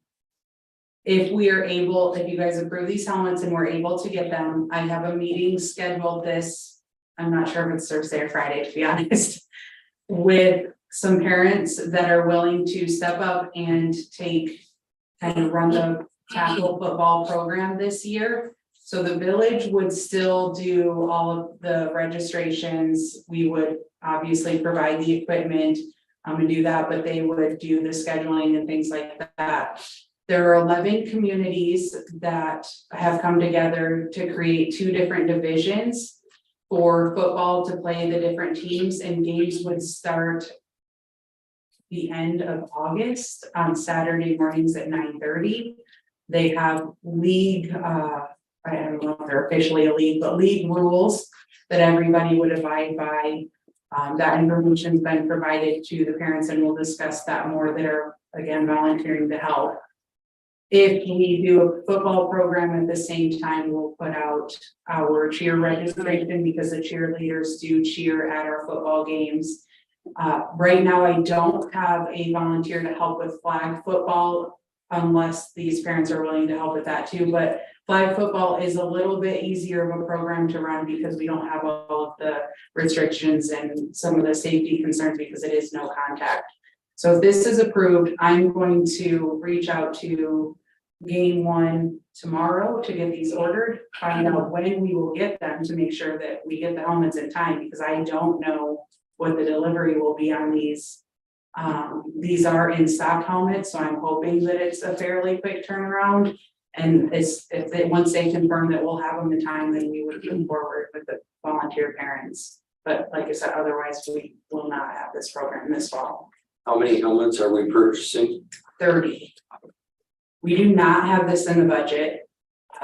The Blissfield Rotary has generously agreed to fund up to half of the cost, or half of the cost up to $3,200. If you guys approve this, I'm requesting that it would be expense out of the recreation budget. However, recreation does not have the money to cover this, so we would do an appropriation from general fund to cover that expense within the parks and recreation budget. Do you think that, since it has the village's name attached to it, we would be able to do the program well? That's been one of our big things here. If we can't do it well, we're not gonna do it. And I appreciate any parent that volunteers, there's no ways about that. But without the actual director being in play, can we really say it's gonna be done well? That's my hesitancy. We go ahead, we purchase the helmets, all right, and what if things do change next year, as we had our discussion last week? What happens to those helmets? Will they be purchased from, if things went, as we discussed, to a league itself? Are they gonna be reimbursing the village, because these will then be village helmets? I mean, how will that go? How will they pay for those helmets if they're just starting out their program? It's just a lot of question marks for me personally. The safety, can we do it safely?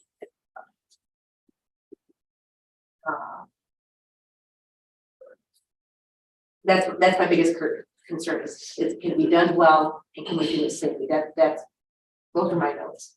So with new helmets, I do think we could do it safely. I think that's the easier question to answer of your two. We do have, our pads need to be replaced, and that's something that we will either need to budget, or depending what happens with this program in the future, if it does go to a private league, that'll be a conversation we need to have, but we can use them this year safely with the new helmets. As far as the program being run well, to be completely fair, I don't know these parents that have stepped up very well. I know their names. I know that they have come to me and said, well, how can we help? We want to help. We're very passionate about this program. So I have no reason to believe that they couldn't do it well. Is it going to be perfect? Probably not.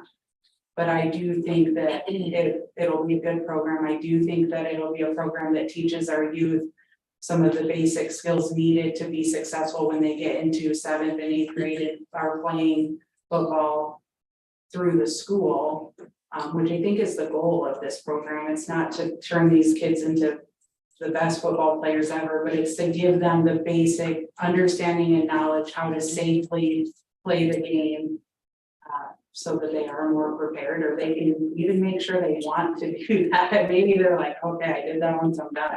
The parents, what responsibilities will the parents have essentially? Is there any monies collected? I know registering, my just monies, registration, all that take is, like you said, take place here. So they will be responsible for creating the teams. They will coach the teams, they will schedule the practices, they will make sure that they're enforcing the rules. All of the monies would be collected by the village, all registrations, any equipment that's needed would be expensed and paid by the village. The parents would have no access or they're not gonna have any control over any funds at all of the village, but they're solely acting in the capacity that when we close registration, I can hand them the information, and we'll other conversations before that say, okay, here's your registered players. You can start practice according to the league on August 14th. These are game days. Tecumseh is willing to do all of the scheduling. So we have to have our numbers in by August 21st to them so that they can actually say, okay, here's the scheduling brackets when you're going to play which team. And then they'll take care of reaching out to the parents and letting them know what the schedule is, when practices are, making sure each kid has the proper equipment, will be the parent. The background check of the parents, that could be something that we taking care of through the village then? How would that be handled? Yes, for any volunteer that's working with our youth and we wanted to do a background check, we would do that internally ourselves. And if there are complaints and issues and emails and they address it to council, how do we plan to address those? If we run under Parks and Rec, none of this will become the council. Right, so I would recommend, like any other thing, if things come to you guys, to let me know so that I can address them as the administrator doing the day-to-day. And if it's to a level that I can't, then I would involve you guys at that point. and I would tell any resident the same thing, and not that they cannot ever reach out to you guys or share things, but come to me, because if I know about it, then you're giving me a chance to correct it and mitigate it, because again, depending on what the complaint is, I can go have a conversation with that volunteer parent and say, okay, this is what's going on, what's our solution, and work through that probably before you guys even find out. And what about the safety? Because if this was through our Parks and Rec director, my expectation would be that the director would make sure that there's somebody there in case there is an issue, someone is hurt. So when when the agents they here or somewhere else, is there somebody going to be there in case somebody's hit? Well, football has an inherent risk and we have them sign a liability waiver, is that correct? Correct. So I will tell you right now, I'm not going to go to all of the games, especially with the amount of fall programs that we have. Right. I would really rely heavily on the coaches and these parents to know when they can treat something, when they need to call emergency services. We would have refs that will ref the games. So, and that would be, I mean, they will have first aid kits provided, which we actually purchased brand new ones last year for the program. So those will be given. So if it's a scrape, then we can give a Band-Aid. If it's something that's more serious, and they'll do concussion training, every parent's provided documentation regarding concussions, which is really, and not that there's no other injury, but probably one of the bigger concerns. Right. And they're given that information, they sign off saying that they received it, they understand it, and all of that would still be done. Thank you. I mean, we had parents coaching this team last year, correct? Correct. So typically we have volunteer coaches, and then the director would oversee them, and the director, and I agree with what Gwen's saying, should check in. And I'm not saying they have to stay for the whole game, but they should check, do you have all the equipment that you need? Are you good to go? And then take off. But these parents will have my contact information. I am available if something does happen, but I would rely on them to be kind of boots on the ground for this program. Otherwise, without these parents and these volunteers, right, there's no way that the staff and I can do it. No. I think I kind of agree with when, I don't know, maybe simpler terms, we're sort of setting this up to continue this program if we do this, because, you know, thankful for the Rotary, we're gonna be able to purchase the helmets, but you've got, what, 3,000 coming out of the general fund is what you're recommending. We've talked about how big that fund is. Again, it goes back to prioritizing what we're spending money on and where we're spending money.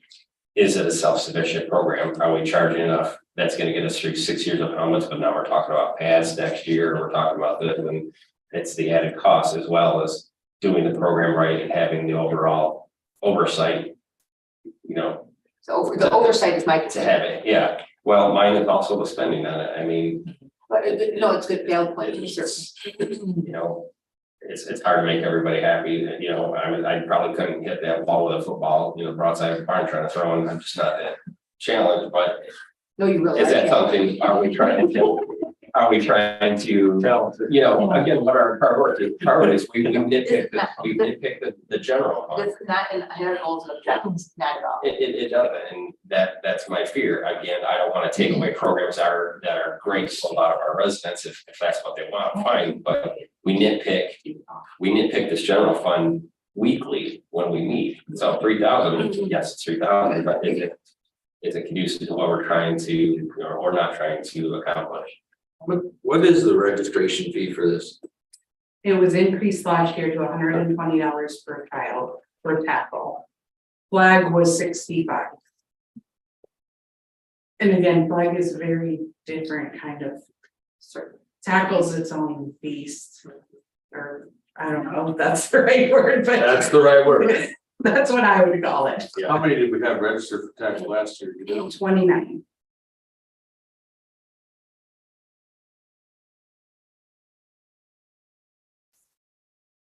$600? And you know, we can't just donate that equipment. down the line, we step away from that program and want it to become sort of an independent program, again, that tax quote money that we can't just donate away, so again, what is the plan, what is the goal, what are we trying to accomplish with the tackle football? We're pretty much gonna commit ourselves to continue it if we do this. Not necessarily, but I hear what you're saying. We had this discussion during the meeting of the whole. And I was under the position, or my position was that football could be standalone. Obviously, it needs some immediate funding, but at some point, I think it could be split off. They could buy us out. So I think you've got a couple individuals that have children in the program. One in particular has two that will be moving through over the next few years. There's still a lot of interest in football, still a lot of interest in youth football. You cut this program or don't fund this program, I don't know. It seems like we should be able to fund this for our youth over the next 3 to 5 years. Parks and Rec does have some programs that do generate some money, that I understand there's a bit of a shuffle game there, but. I also think ideally, we could probably fund the program a little bit better instead of doing large lump sum purchases. We could say with the fees, we can afford to buy 3 helmets a year, 5 helmets a year, whatever that number is, and 5 sets of pads, and pay every year and cycle those out instead of doing it all at once and then having this huge lump sum come out and hit us those years.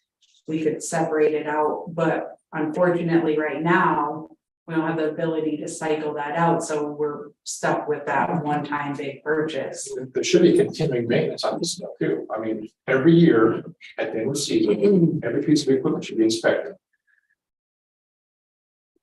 And I don't know if game one is like this is, but I don't know if game one does inspect and repair stuff from season to season. I I don't know as an believe umpire, so. as a retired umpire, I buy my equipment from a company and I send it to them every year and I say, yep, you need to do this and this is okay. You know, I need to replace these pads, I need to replace this strap, I need to replace this little piece. But that wasn't done. And I don't think it's been done, but I don't know that. It wasn't. It's not been done. It's not. But see, that would save a lot of money Correct, in future if we were able to do that as well. yes. Yeah, because we can recondition them and they will, as long as they're not cracked or damaged beyond repair. I think it's the tough decision. I really do. Yeah, I think, again, you guys are all making valid points. I don't know what the best answer is. I do think it is a good program for our youth. Won't disagree with that. But we have to do it well. We have to do it well, and I just. More don't than wanna 1, 2, 3, 4 emails or letters from parents is unacceptable. We can't have a village sanctioned entity like that and have. So it looks like we don't care, and the thing is, that sometimes we have to say no to something to show that we do care. To do it right.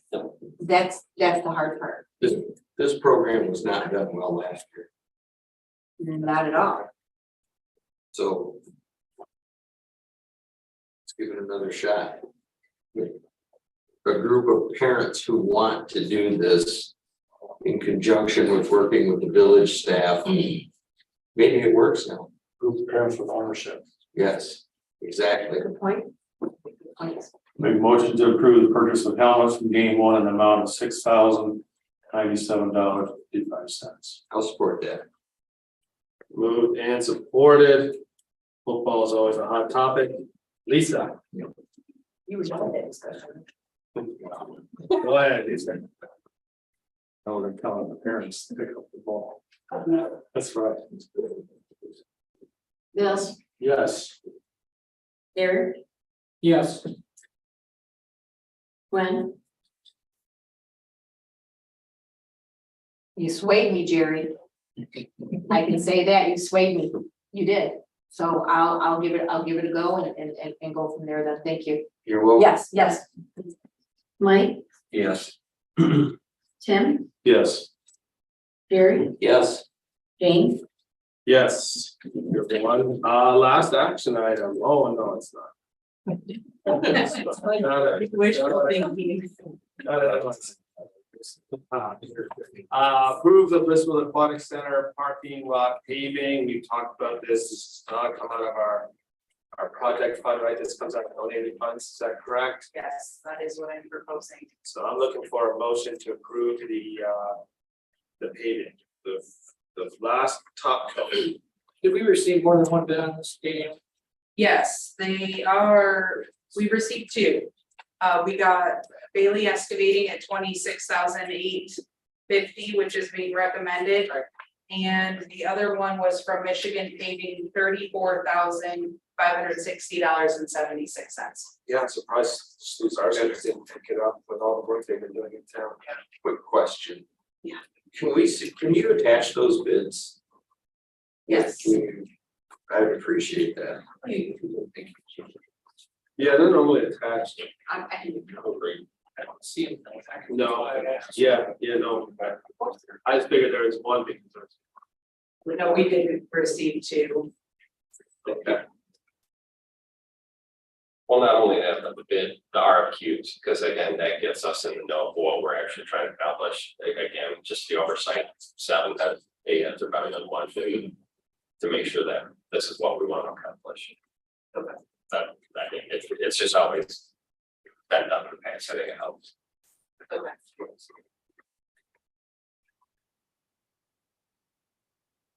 I'll make a motion to approve the aquatic center parking lot paving in the amount of $26,008.50 to Bailey Excavating. I'll support that. Moved and supported. Lisa? Tim, Yes. Mike, Yes. Jerry, Yes. Bill, Yes. Eric, Yes. Gwen. Yes. James, Yes, thank you. Action item 11, award the auditing services. And yes. It's being recommended that we remain with Green and Robson.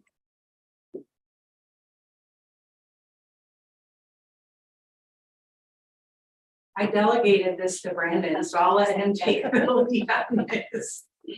We're pretty familiar with Green and Robson. Does anybody have any contention with them? Yes. Go ahead. Regarding the forensic whatnot, again, and as we learn more of the audit is, quote, not for the audit of the village, it's pretty much to prove to the state what we're doing, but I think things should have been found, things should have been reported, things should have been, I believe things were missed or not reported that should have been, and it doesn't look like we're comparing apples to apples here. We're talking about all these new entries and whatnot. We don't really have a quote from Manor regarding those. A couple months ago, we talked about seeking out new auditing firms just because it appeared that you wanted to try to seek somebody new, right? And now you had to change the part, I guess, regarding. 5 years is recommended for auditors and then change, so that's why we put it out to bid. We received only the two.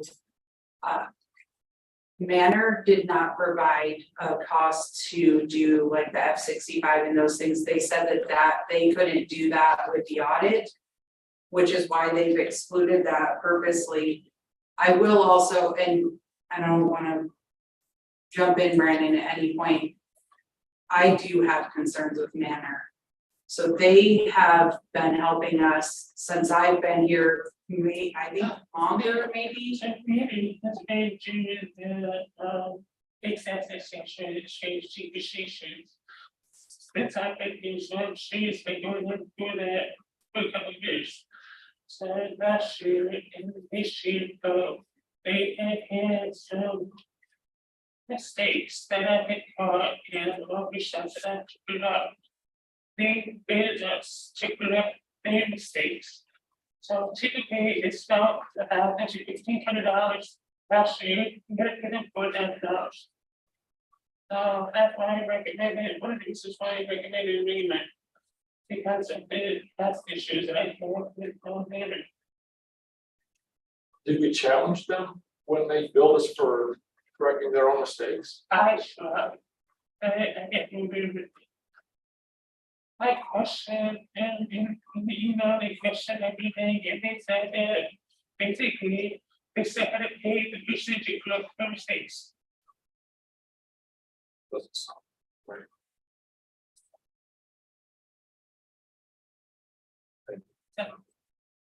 I'm not trying to nitpick, how did we submit these bids? Like solicit. Yeah, what vehicle did we use to throw this information out that we were looking for bids?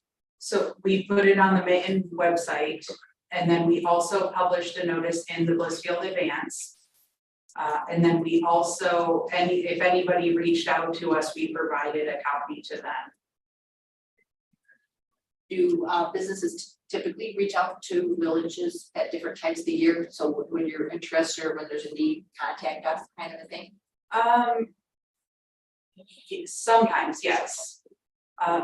So we will, a lot of times people will call with whatever product and it's not always, the timing doesn't match up, but if I talk to them, I'll record who it is and say, if we ever have this come up. We did not have anybody in this instance, so anybody that reached out to us had seen the advertisement or seen it on Mitten. They do, when they register through Mitten, they're required to pay a fee in order to view the documents, so they'll sometimes reach out to us and we'll just send them to them and. Actually, also want to get out that there was somebody else that she should say that they backed out because they did not want to single audits. The single audit being for the Single plant, sort of the wastewater treatment plant. and they backed out for that, exactly, they said it's another word, I don't know, the last word is in the hot, I don't. But actually, that takes care of that, but.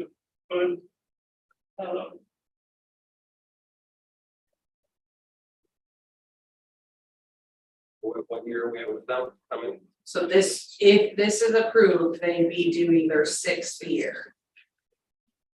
They have completed 5 audit years. Again, you know, I think I got spoiled, whatever, with Gary back in the past, and obviously I'm stuck in the past, but it's just their reporting, they're missing out things, but they're missing, you know, the details regarding that forensic audit. I'm not pleased with the Raymond. That James is in a banking industry, you know, standard that you seek a new auditor every 5-10 years for new perspectives, things that are missed, things that are. I did ask, when the presentation was made, if he was continuing on, and they don't change partners. Which I It's thought, the same auditor, the same partner. yeah, so sometimes it'll remain with the same firm, but a different partner will take over for a rotation. And start bringing a new, group. Is that something you request? I'm asking. Yeah, his answer was that they don't. If Danielle, what, do we have a time frame for the auditing service? Should we go ahead and just asking, is it throw something else out there for bid, or I mean, what more could we do if we don't go with this? If we don't go this route? You could potentially put it back out to bid. We do need to keep in mind that we have some time constraints. So the audit is due with not later than 6 months after fiscal year end.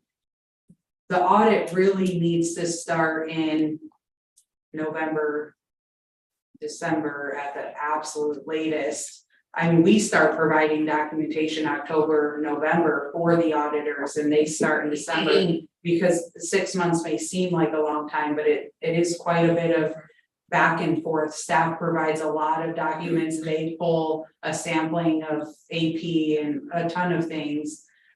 So it does take quite a bit of time to do that. So we are getting to a point, if we put it back out to bid, we have to do something.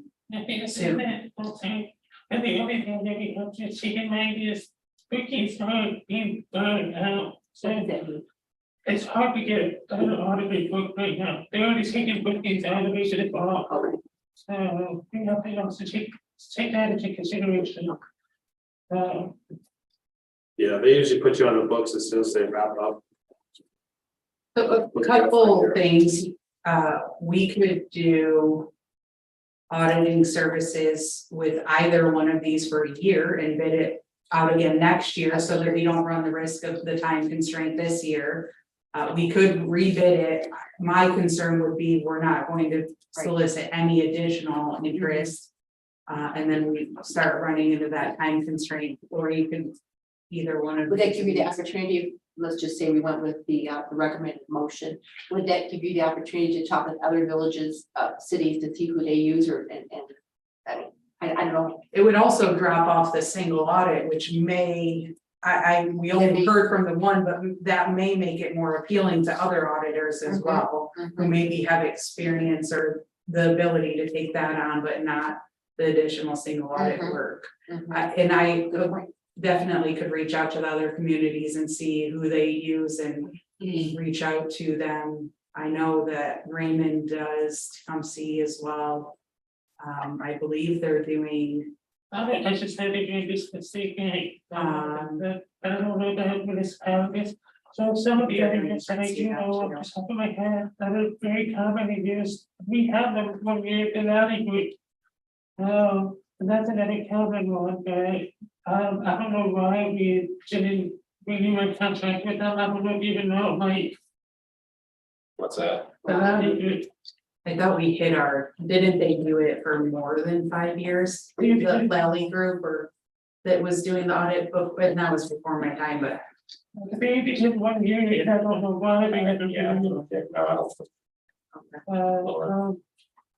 I would be in favor of making this motion for on the year and kind of going for having then the yearly audit, whatever you call that, the single audit, yes, and having that off our plate, and then going forward, yes. That's providing they accept our terms on that. Because this is for the years 23 through 25, right? Is this a 3-year contract? Oh, I didn't pay attention to that portion of the year. Yeah.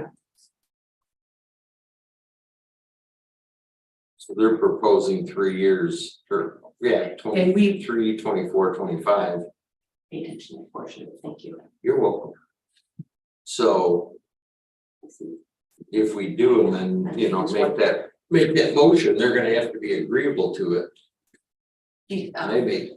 I think they would be. I obviously can't speak for them, but. Could we revisit this at next, our next meeting here in July? Yes. After, I mean, you get that dialogue with them and they'll say, oh yeah, we can go it for a year, and they'll understand the rationale behind it. It's our 6th year with them. They can't have heard that, I mean, that won't be anything new for them. You know, people switch after 5 years.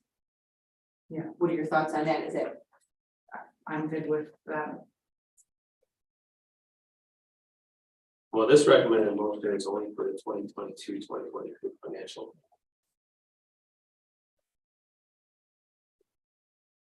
So that doesn't allow. Because they have to submit the new engagement each year. The way we put out the RFQ is we requested 3 years because our hope is that we were guaranteeing 3 years and getting a better price is the intent, but every year it is reviewed. So does that negate what Jerry was saying? I was just going by what he had in his letter. Yeah. Right, so I do think that it would be good to have a conversation with them to say, you're still comfortable with this pricing because we're not saying we're committing to the 3 years like we requested in the bid. All right. And Brandon, you said Manor said they won't do the entries like Raymond would. They did. Who said that manager said that they wouldn't do the entries like. They do, I talked about the chemistry, it's just they need to provide counsel. Will they though? Can we ask them for one? I can ask them for one seventy one. Yes, I can. I wanted to see apples to apples. on it. Wasn't it requested? It was, everything like I thought you had a conversation with him and he indicated that they would not perform the accounting services and the audit. that's, what he came in, he said that, he did not get it, he sent it to any go to one or the other. And I don't know why he didn't want to do it, he said that he did not get it, go. We get some feedback on that. I'll reach out to him. Well, it is a conflict of interest. It's the, Well, why are we doing it historically? well, because, so to understand auditing, it's sort of warped. The auditors are paid by the village, but are auditing the village on behalf of the state. So it's sort of like this. You know, so the auditors are suggesting entries, adjusting entries to be made. But at the same time, guaranteeing to the state that the financial is within reason, so. It's a self-looking. Yeah, and that's what it's the crapshoot on our end is, we're thinking, we're getting a good audit, we're getting feedback on things that are missed or things that are. Well, we'd have to go look, Right, we'd have to we're go not look getting at that feedback. prior audits to see what. And we're paying more and more each year. And that's all gonna continue going up. That I can guarantee. All right, so we do want to table this then? Or do we want to move to? Dana's gonna check for the Yeah, July next July meeting. Eric won't be here, but I think we can handle it. All right, so Oh, can I, sorry, Eric, yeah. can I get a motion to return to this July 14th? July 24th. Sorry, yes, July 24th. Motion to table this, operating services. Until, 24 July 2023. Meeting. Second, Thank you, gentlemen. Lisa?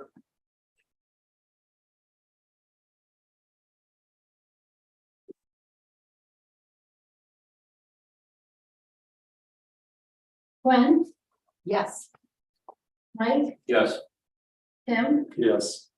Barry, Yes. Eric, Yes, Bill, Yes. James, Yes, thank you. And Danielle, you understand our concerns there? Yes, Okay, thank you. Number 12, approve MML fund trustee election and voting ballot. I move to vote for the 6 candidates to be appointed as the MML trustee for 4-year terms beginning October the 1st, 2023, and authorize the village administrator to submit the ballot on behalf of the governing body. House support. Thank you, thank you. And we wish them good luck. Yes, Lisa.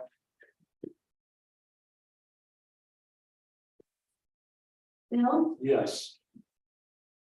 Mike, yes, Gwen, Yes.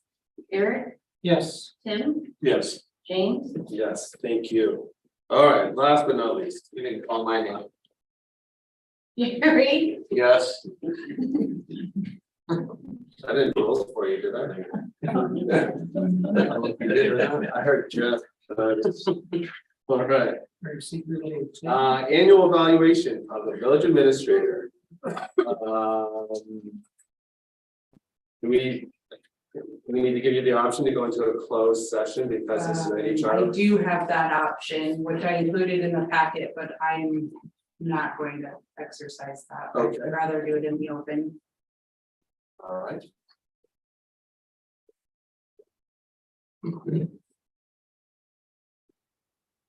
Mike was able to get everybody's evaluation timely or somewhat timely. Except got for it. slackers. this one hold out. Yeah, it was done, it just wasn't. I don't like calling anybody out, but it wasn't a trust. And then I had like nightmares whether or not I answered all the questions. Oh, I was late. It was done though. I have a question for you, Mike. Yes, ma'am. I'm not quite sure, I mean, I understand the compiled average, the manager sub rate, but when we take a look, for example, on the organizational management. underneath the number 3, it has 4.43, and underneath the 5, it has 4.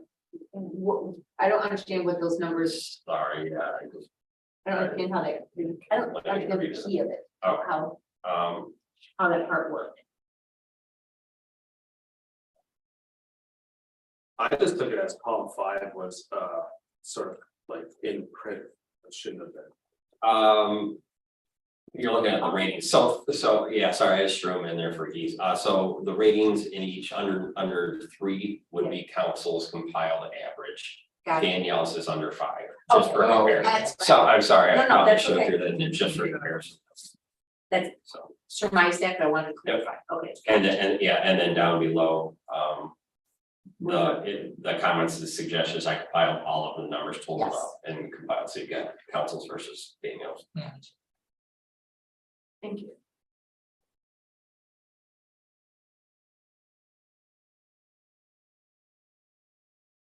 It took a while, too.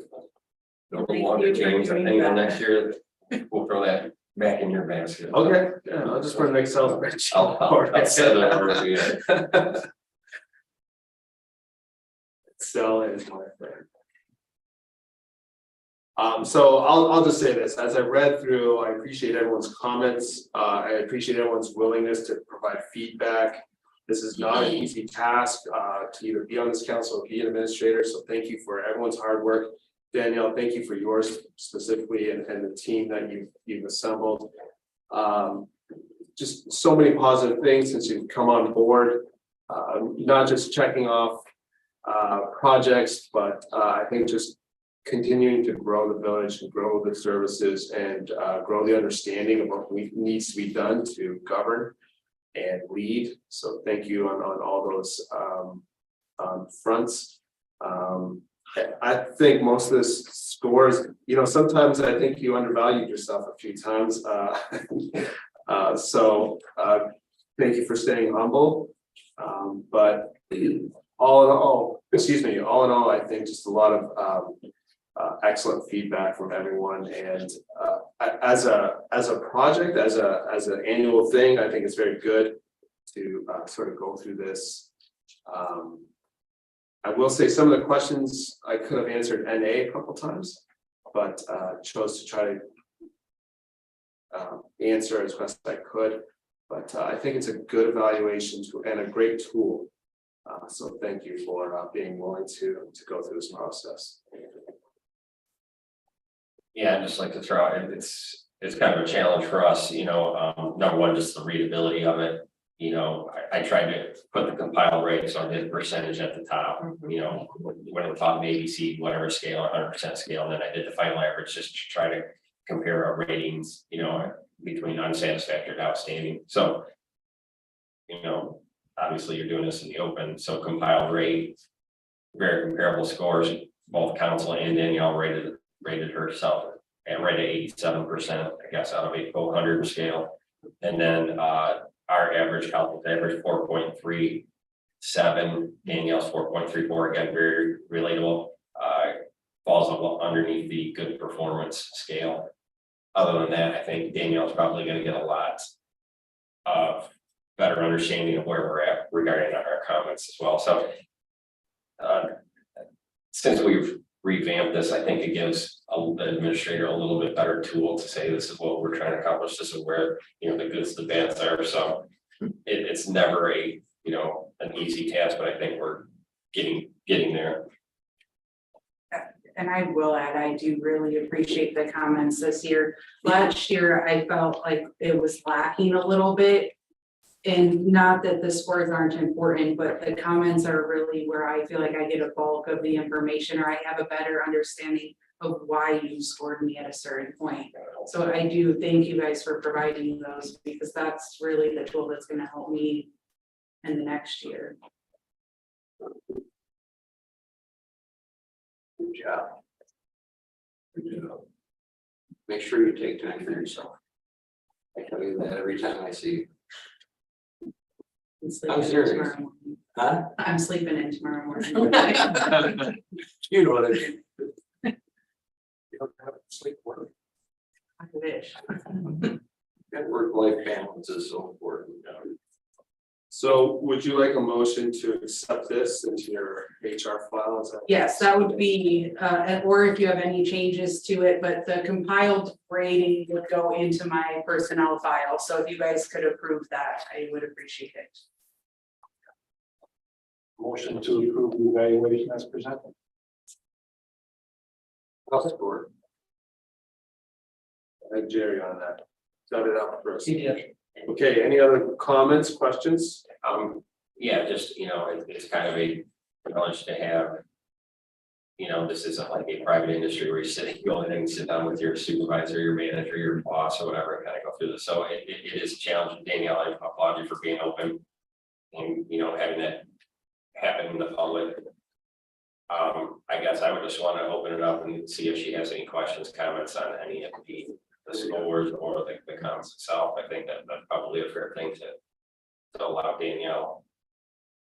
At this time, I know again, it is sometimes a challenge doing that sort of thing in public, but if you do have anything you want to discuss. I felt like most of the comments were pretty straightforward. There was one comment that would like clarification on. I don't know if the person that made it's comfortable clarifying or not, because I know that it's supposed to be anonymous, thank you. And then maybe my only other comment would be the goals, but my first question under other comments, it's the third one. It says a strong board, regardless of personal opinion, will create and adopt overall policy for the administrator to implement on a daily and operational basis. Council and the administrator need to make clear both ways what are the plans and objectives and how they're going to be carried out. I understand the challenge of working under a somewhat split council on issues. I feel Danielle walks a fine line on the fence, which may appear to be neutral on the outside. Personally, I would like to see more personal opinions and thoughts from her rather than tough answers that may be stated to appease differing opinions of council. I think I understand, but if maybe elaborate a little bit on that. What? Danielle, what page is this on? 162. Yeah. Sorry. I just want to make sure that I'm understanding what it is. Yeah. the Can we expectation is. give that person the option of speaking to you in private as well? Yes, If they yeah, so choose. they so choose, yeah. I would just take, if that's the case, silence means they'll come see me. And then my only other question would be, and this is kind of for all of you, and it's probably not something that maybe you're prepared or able to answer right this second, but with the goals, are these in any particular order of importance or just overall these need to be a focus into the upcoming year? I would say just compiling that's what I was gonna bring out. It's just pretty much took them cut and dry and pasted them from each different board member. So I don't think we really came to a consensus. We never had the opportunity to come to a consensus on what are the priorities of the goals. And maybe that's something we can do at a committee meeting because This is again, the first time, when we saw this is the first time we saw the goals for. yeah. it'd probably give And us that's a why I little said bit you're better probably direction. not prepared to answer that, but that would be the only other thing for me is if. I mean, and hopefully in a perfect world, I just get all of them done, but if I don't, what would be, is there one that's a higher priority than another? That I should be giving more attention to? But other than that, I felt like the comments were pretty straightforward. I felt like I understood them. I mean, you can probably, piece together where you see repeats. Obviously, if we feel a lot of us or a couple of us feel that way, it's probably a strong prioritization in the regarding, maybe the next committee meeting is where we say, okay, or, after the next November or whatever, however that works, that's what council sits down and says, this is what we want to accomplish, this is what we want our administrator to accomplish. What is it? I don't know who said it, and it doesn't matter, but I've never heard of an IDP. I've heard of IEPs for kids in school, but never an IDP. Is that something common in the business world or in other jobs? I'm not familiar with. It is. Okay. Oh, yeah, this is, IEP is an individual education plan, and Right. IEP is individual development plan. And what do the people, what does the person? So when I said, when I thought, goals, I didn't think village-wide, I thought just individual. Oh, I see. So whether that's growth or like a leadership council or management training or even like Excel training. Whatever goals they have personally that could then provide them better leadership or better ability to manage or whatnot. So oftentimes individual development plans take on small goals that lead to, bigger picture type stuff. Yeah, they can be done a couple different ways. It can be like a focused goal, how you're gonna reach that goal and timeline. It can be like a bubble chart saying, these are my individual and this bubble is the village and this bubble is, and how did those connect? Like what goals fit in all three bubbles, which fit in just mine. So you can do them a couple different ways. Do you think that'd be helpful to you, Danielle, to pop that in there? I mean, other than the fact that I just don't have time. to Well, yes, do exactly. an IGP right now, but No, I do like now, but something the idea, perhaps. and maybe what I took from that comment more than creating an IDP is that when I do my next evaluation, I need to be more clear on what maybe my village vision or goals are and what my personal goals were, is kind of what I took from that. If you guys want more, I'm certainly willing and open to that, but. No, that's exactly my thought there. As an individual, now that you've been here, going on 2 years. What personal goals do you have that pertain to you? That's This is her evaluation, so it should be focused on her goals and what we want, what we expect on being involved. Yeah, that's the way I took it, and I mean, we talked, but that's not anything we've ever delved into. I know we did talk just recently about a conference, and that's the type of thing that you would just put in an IDP plan, and that would be, the one line item, and that would be your accomplishment for the year. Right. So that it could be exactly that. So Just not DEI. what's the Diversity, equity, and inclusion. People make a lot of money to do that stuff. I I just see you've been through some training. All right, so we have a motion, we have a second. Any other comments before we take a vote? Were those the only two comments on Danielle? Yeah, those were the, like. Yeah, do you want it broken down then? Do you want just numbers? Do you want comments? Do you want to provide something to Danielle? I think this whole thing, Just leave. I'm good with that, yeah, and I guess. if you got, I mean, with the goals, we can talk about what the priorities are later, but yeah, I'm good with that. Good. yeah, all right. Lisa, if you will. Jerry. Yes.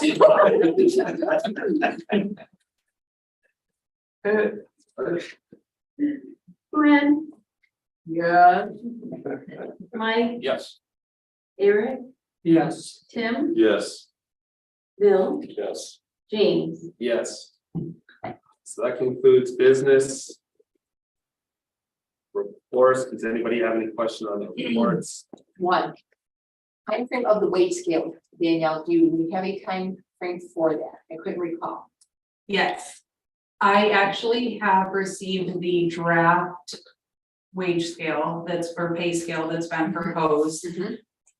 I sent back a few questions to them. They are also, in addition to answering my questions, sending a policy adoption plan that'll kind of go with that moving forward, and I'm gonna send all of that to you guys. I believe he is hoping to have that to me at the end of this week. So my hope is to provide it to you guys in the weekly summary, and then that'll be coming to you guys for review, consideration, the next steps. I'll share that with the employees Do as we have well. a committee of the whole in the future? Okay, do you know? No, your committee of the wholes are booked out through September. I'm trying to think if we could add it. We could add it to one of the budget workshops because that potentially will be more than one night. And it really ties together with I'll the see if I did budget. that perhaps. Yeah, it has to be done by the Yeah. end of August, because Right. if we talk about. Well, Yes. potentially the budget would be nice to have at the first meeting, but it sounds like Which is something that in the it would committee have to whole, be adopted at the second meeting in September, and we set the wage Right. scales then, so. Yeah, Yeah, I mean, if we want to do it this year. that would be my assumption, that we want to do it. yes, so that is my goal to do it in Mhm, this year and have it adopted with the new mhm. budget year. Mhm. So again, I'll share that with you. Let me double check and reach out to Jeff, make sure he'll have it done Okay. this week and see what we could fit in, but I think we could fit that with budget work session. Okay. Really, it kind of makes sense and ties together Yeah. anyway. Beautiful, thank If, you. Okay, any other questions on the reports? I'll just say thank you for the reports. It's always interesting to get up to speed with everything going on. And it's always interesting to read through the police department report and see how much activity actually takes place in our village. Who we. All right. Shake my head. Thank you. Support behind every number. Council discussion. I just wanted to say that I'm disappointed that. Last meeting, somebody was questioning, the resident was questioning the budget of the police department. And they've also wanted to defund the police. Why they didn't come out tonight and recognize Officer Humphrey for the stellar performance that he did. Just wanted to share that. I wish they'd have been here tonight to recognize our officer. All right. So on a lighter note, a lot of Little League baseball is still being played. We have 3 teams at 3 different levels. 12U, 11U, and 10U. I saw that. 12U is playing in Tecumseh, 10U and 11U are playing here, and we have softball, Little League softball going off to state tournament, I believe. So a lot of youth sports to go out and check a ball game. Blissfield Area Little League on Facebook is posting all the dates. So get out there and cheer on the youth. Lots of fun. Any other council discussion? Raising festival. Oh, yeah, River, thank you, Bill. Yes. River Raisin Festival. Hopefully will be a hit. What are fireworks this year? Just on Saturday? Right. Always Friday night. Always Friday night, sorry. Just on Friday night, because one year they did it 2 nights. Smaller version. Okay, so it's just Friday night. All right, or not just Friday night, it is Friday night, Saturday's the rain day. Okay, Reinstated from being in our scouts cleaning up again somewhere. Yes, yes, they are. Good on them. You're not picking up any good. And I had touched base with them a couple weeks back, made sure we were good. And we are also. Stevens donated a dumpster again this year. Thank you. For the event. that's great. Thank you to them. I see the 2 big trees are gonna be coming down by the bridge, is that That is MDOT. an MDOT thing, I saw the accident on the top. Yes. They're coming down, Yeah, sorry, Mike, take it up with them. yeah, I was cheering, I saw Are you it. talking the ones to replace? Programs? Yes, yeah. And then I did see a big trailer down there at the water treatment plant. Can I ask what that was today, Danielle? What was that? Pressure tank. Yeah, what is that what that is? I didn't know what it was. I thought Jerry might know. I didn't I ask. believe so. Pressure tank. I'm sorry, I'm not sure. Where at? The water treatment. I'm not in the loop. Okay. Yes, it's the balance of pressure. Oh, is it for the water tower? Yeah. Yeah, yes, it is. Right down the water tower. Thinking that way, it's They have to drain part of that, so then they have an extra tank there. To keep pressure in the line. Correct. Gotcha. Okay. So you guys had actually approved Right. that I know several what that months was. ago, because they're doing all of that tower maintenance. I'm with you. You take one, they thought, oh, I wonder what that is. Yeah, I didn't know what it was. Okay. All right, Laura's up to something. That's all It's I a high quality H2O on the side. Yeah. Yes, it did. All right, I'm gonna open it up for public comment. We're making movie references here.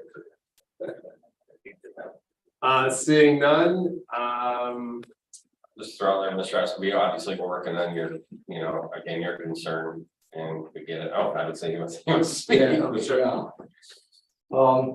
Yeah, I just want to thank the council for waiving my lake water fee for last month. I appreciate it. It wasn't a whole lot of money, but nonetheless, I didn't think I needed to be paying a late fee for a bill I never received.